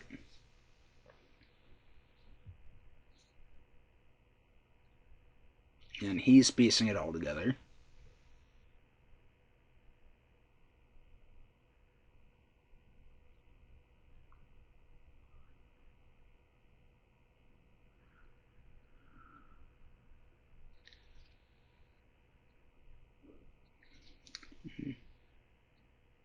Yeah, we never really get any concrete what are they.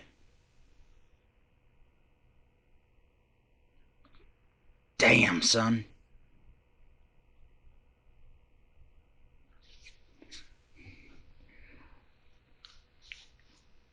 I would pay a lot of money to know what the thought process was on that shot. Because it lingered too long for it to just be a reaction shot. So I'm almost wondering if it wasn't just everybody's having a really good day. So somebody was like, hey, I got an idea. Let's have Jeff Goldblum lay here with his shirt open. And we're just going to get a real light, nice, long, establishing shot.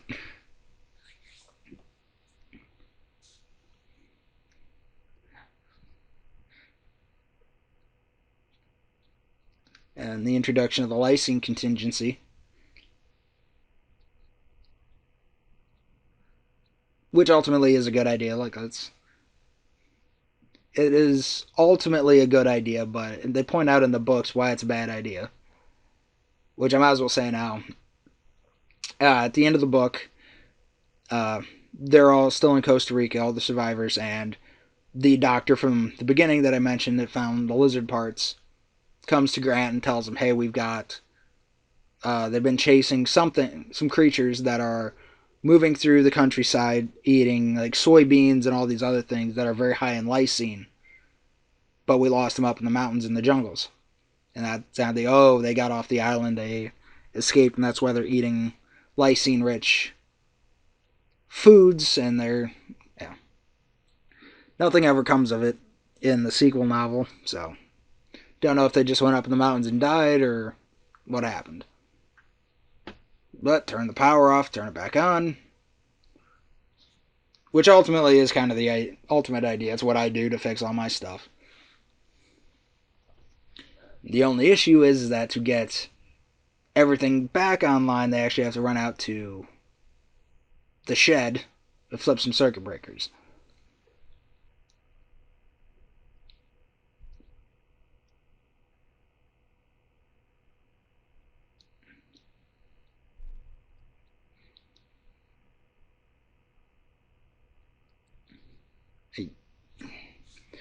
I really feel like they would probably have that much closer.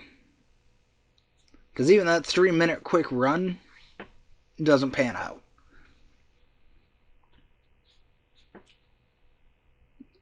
Gallimimus, that was it.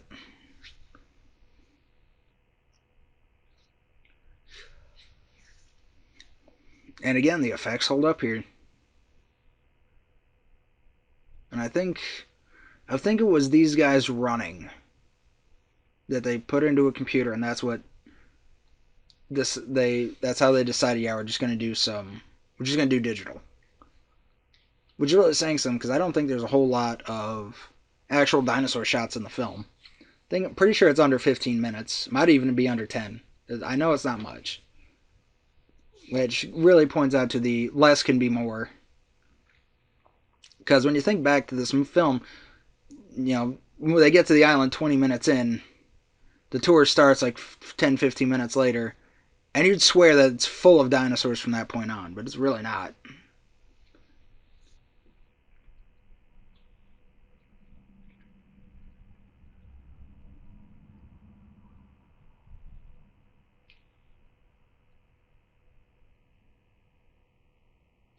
Coming right out of frame, gotcha.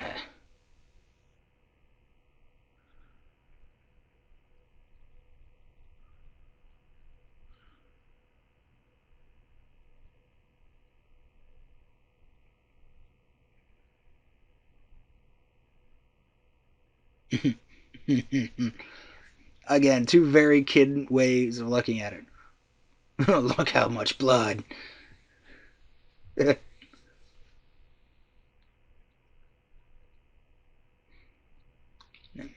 And in the book, they didn't really hang out too much in the command center. They hung out in the hotel, which is where they had Ian at. Of course, by this point in the book, he's already completely off his gourd on morphine. Haven't tried it, but I've heard good things. And that does end up becoming kind of a thing for the sequel. But he was really messed up in the book. Way, way more than this. Like, he technically didn't make it out of the first book. Another big difference in between the movie and book is in the book, Hammond didn't want any weapons on the island. So the only weapons they actually had were rocket launchers, primarily tranquilizer ones, and then some that are much more of the conventional big explosion kind. Which, no. Like, I'm exceptionally confident that every zoo in the world should at least have a good 12 gauge on hand. But if we're being honest here, a 12 gauge ain't going to do much against, say, a Triceratops is running at you. Yeah, you'll probably be able to pierce its skull with a 12 gauge, but that's still a lot of dinosaur coming at you. So a T Rex probably not going to get that lucky with a 12 gauge. And raptors are pretty fast. Jesus. Muldoon did not skip leg day.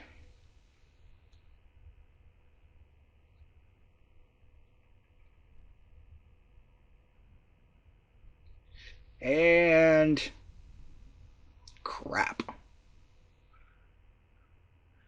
And it's even more interesting when you actually stop and kind of look at that.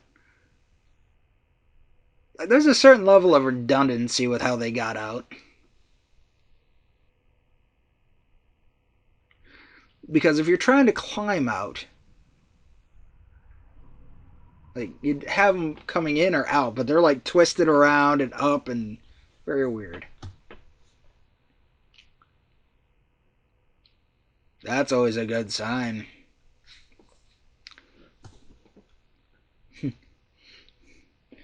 And this.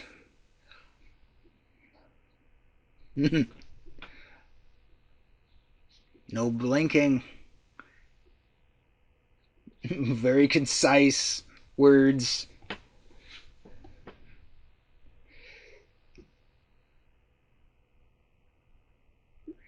Yeah, there's just enough fear in his eyes and determination. I love how he looked at the log. Like, she's gonna hit that fucking log.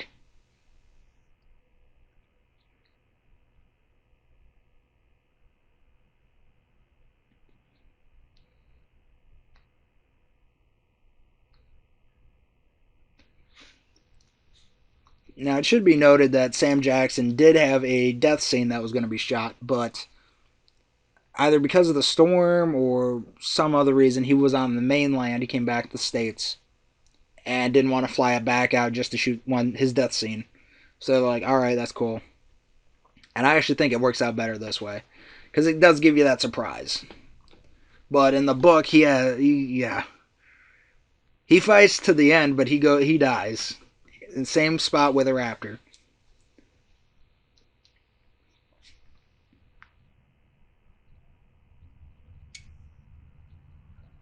Again, I've got to give it up to set design on this. There was a storm the night before, so there would be stuff stuck to the fence.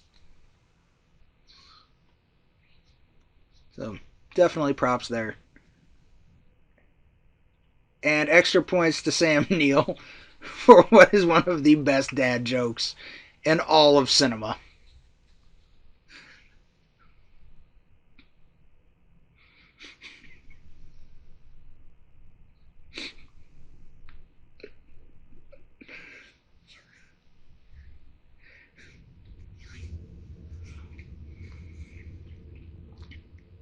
Yeah, a good pair of bolt cutters would be just spectacular. But in lieu of that, how about very proficient climbing skills?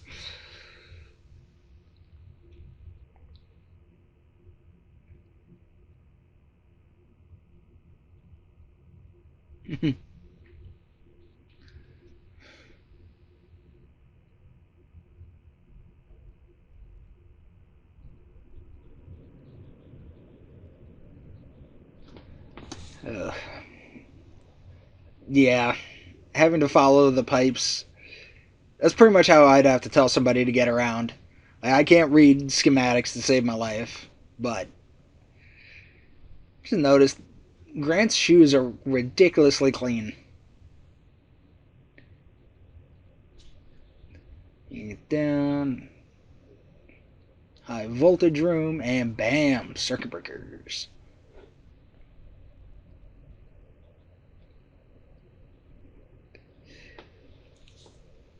One of the things I don't think they ever mentioned in the film, but did mention in the book, was that it uses mostly geothermal power because it's on an active volcano, and it is a lot nicer than having to bring gas from the mainland to the island, especially just considering the vast amount of power they'd have to be using.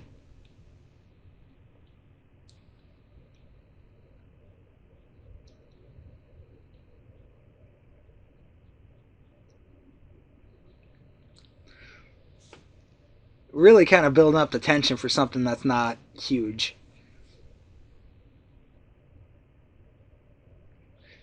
Yeah. Again, they really played that up like something big was going to happen, but it worked. That's it. Feels a little thin, but I kind of got to give it a little bit of props just to kind of keep that tension there. Tension never really hits zero.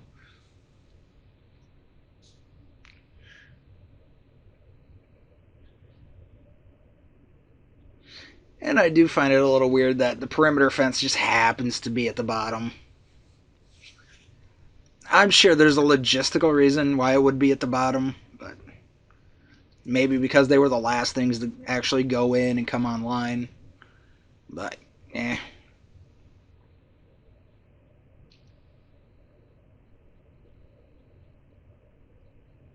And, wham.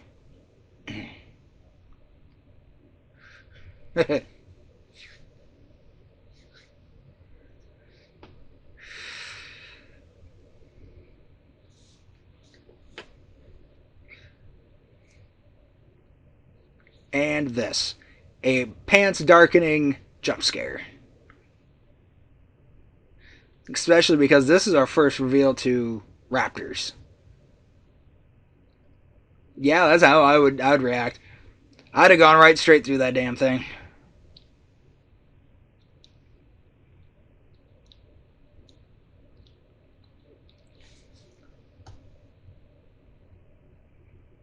Seriously, what happened to him to have his arm in that particular spot? Did the raptor was the raptor like gnawing on it and like, oh shit, I heard somebody. Let me stash this arm real quick. Another thing I got to give to sound design is these guys have big Very specific noises. They move, they breathe. Very, very good.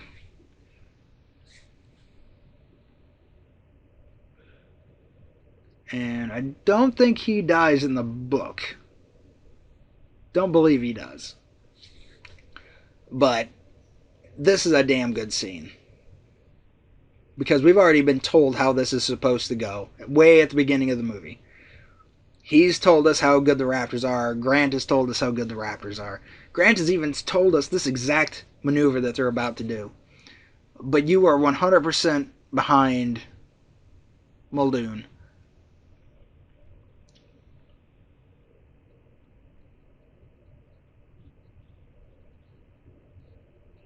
Shouldn't have hesitated. One, two. Gotcha. Clever girl.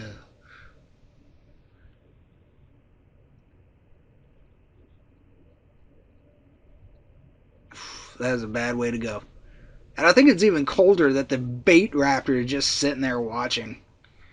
There's something really cold about that. Cold calculating.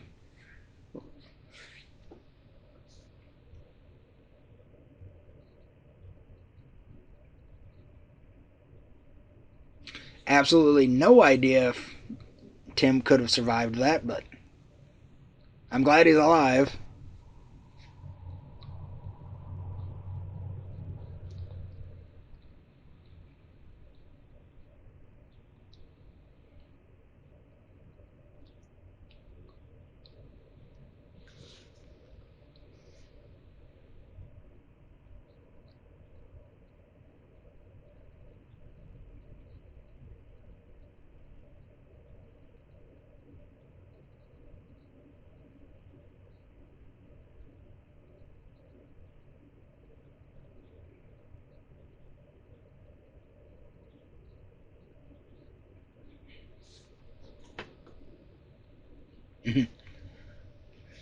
Drop the kids off somewhere safe and try to find somebody.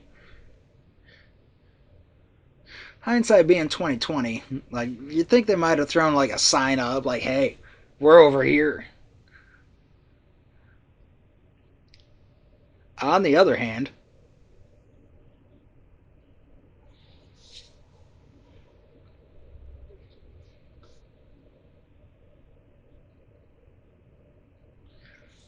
and I really got to give her props on this. Like, this is just got attacked by a raptor. Like, Muldoon's dead. She probably doesn't know that, but he didn't come back. So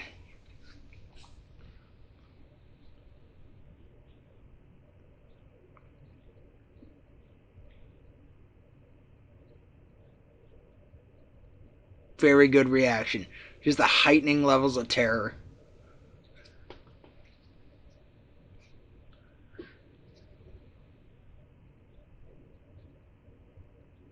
All right, the kitchen scene is iconic. There are a lot of really great scenes in this film, but I think that the kitchen scene probably really stands out. One thing it's definitely got going for him is kid characters. Kid characters in absolute distress. Nobody's coming to save them. And now we've got two raptors who are here to eat.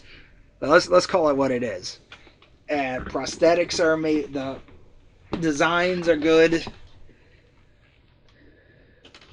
It's just spectacular. Unless they figured out how to open doors. And instantly to opening a door. And again, this one doesn't make a lot of sense because they probably don't know what a doorknob is. So it was trial and error, is how they figured that out.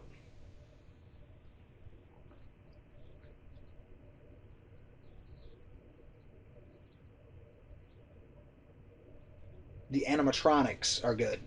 I was trying to say prosthetics.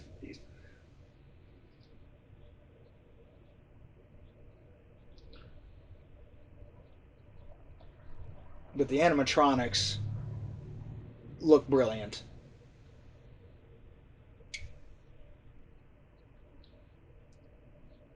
CG.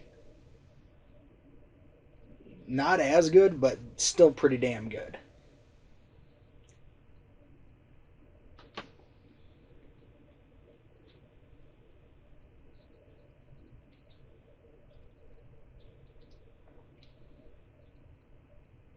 You really can't say this doesn't build up some tension.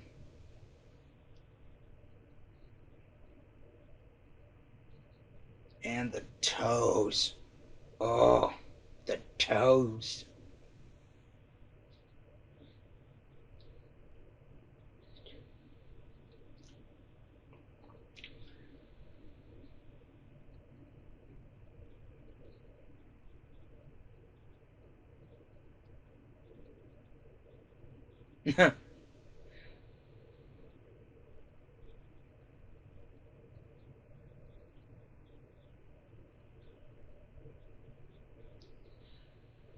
I mean, there's got to come to a point where you just like pick something up and chuck it down the way.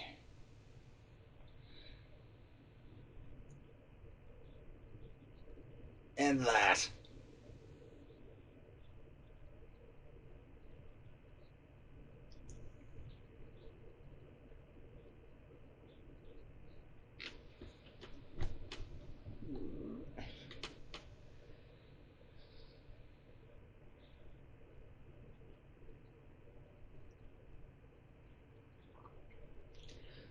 I don't know if this was an accident or just a thought out idea. I'm going to assume it's a little bit of both.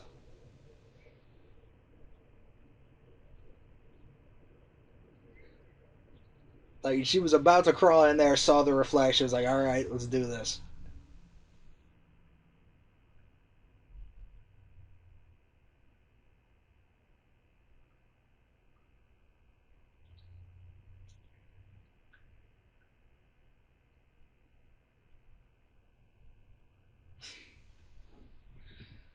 Yeah.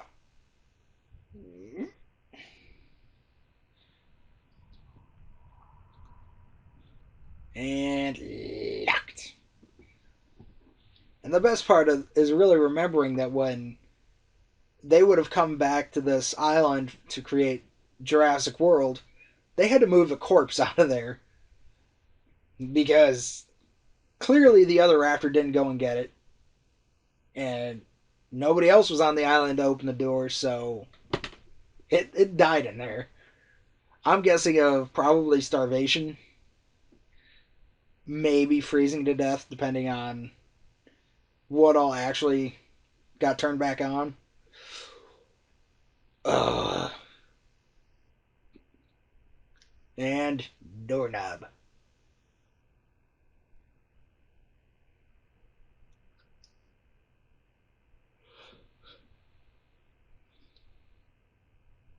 I mean, not to be that guy, lady, but you're not really doing too much at that end of the door. Why not just have Tim kick it over to you, for God's sakes? He literally stepped over it. He literally stepped over it. And another thing that they switched was Tim was the computer guy in the book, but they gave it to Lex, and I think that was a better idea. Just generationally, why it would work a little bit better. Kids love dinosaurs, but teenagers, at least in the 90s, were much more computer oriented. Even if this is weird and makes no sense.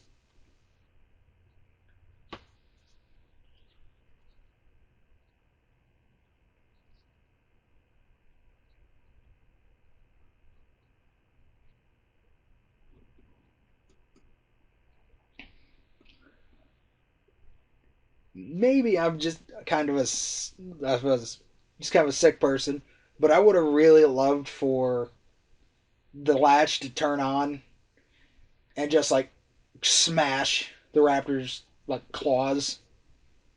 Like that would have been really cool.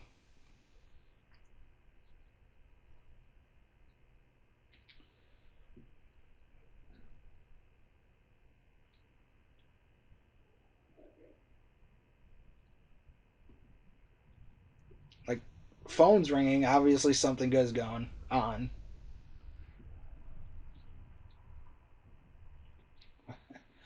Well, the mainland telling them to send a damn helicopter.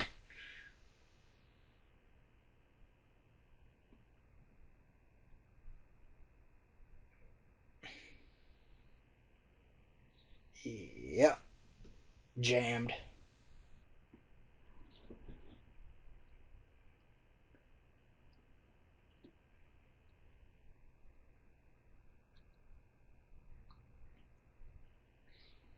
Hmm.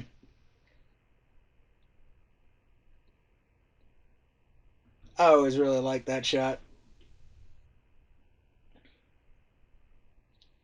It's a little weird, but it's cool enough.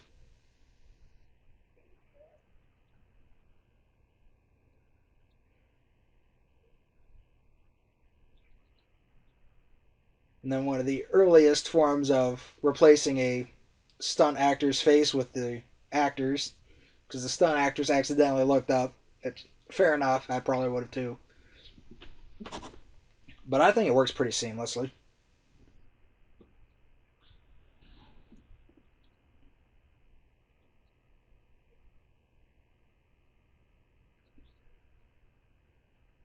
The longer I think about the placement of them going up there and then coming down there, it seems a little weird to me. Like, I feel like the control room was either like the first floor or maybe a basement. Maybe that's just because there weren't any real windows. Is why I got that feeling, but that's what it is.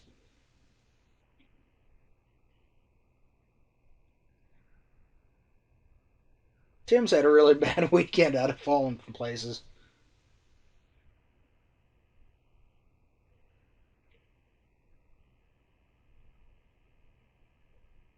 And I just have some real issues here with the fact of how fast that thing comes down. Like, the skeleton is by no means light, but I feel like it would have held up better.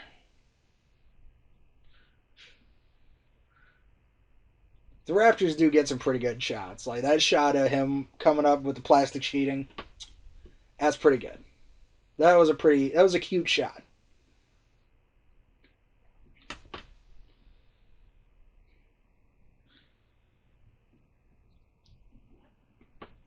And Deus Ex Rex. Like, yeah, it's clear how it comes in, but it's pretty thin on how it even gets here.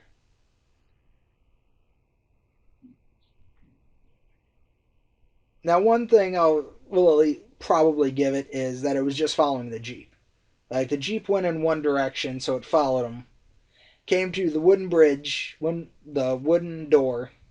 I was like, all right, and then just came through. And this is just where it kind of ended up. And it's very possible it could have just seen that raptor walk inside.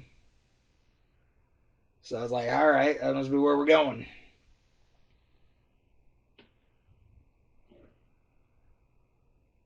Okay, that's just a good shot.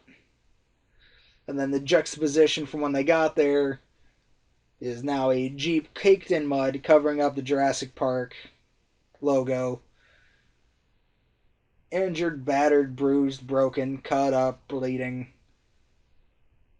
Deciding on whether or not to just go full blown morphine addict. And one old man with a completely crushed dream. And two, three confirmed dead bodies, which in the book was a little bit more. And sort of the how they started, where they came. He's broken. Malcolm's not making jokes and being whimsical. And Sadler's looking at Grant, the man who started the movie with "I hate kids, kids are terrible," is now taking a nap with two kids that he literally had to spend a weekend in hell with.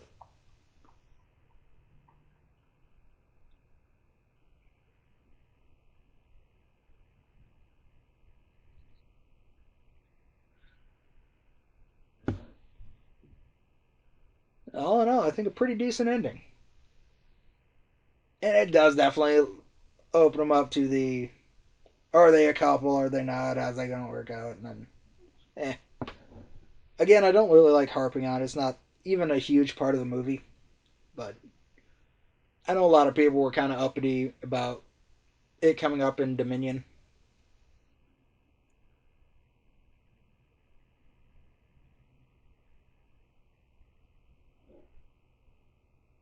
And if I go through this entire recording without mentioning John Williams and his wonderful, wonderful score,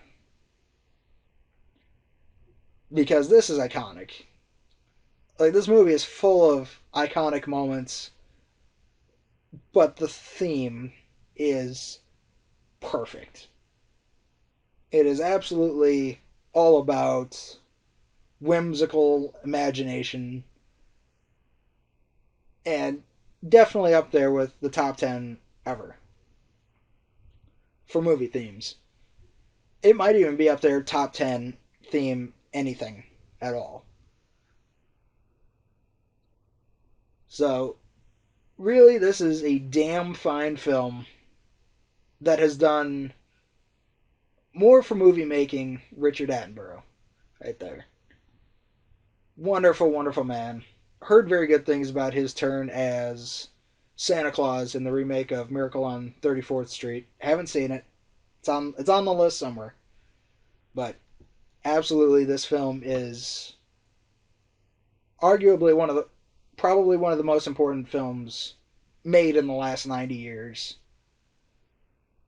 It held up 10 years later, which at best, which is the most you can ask out of a film.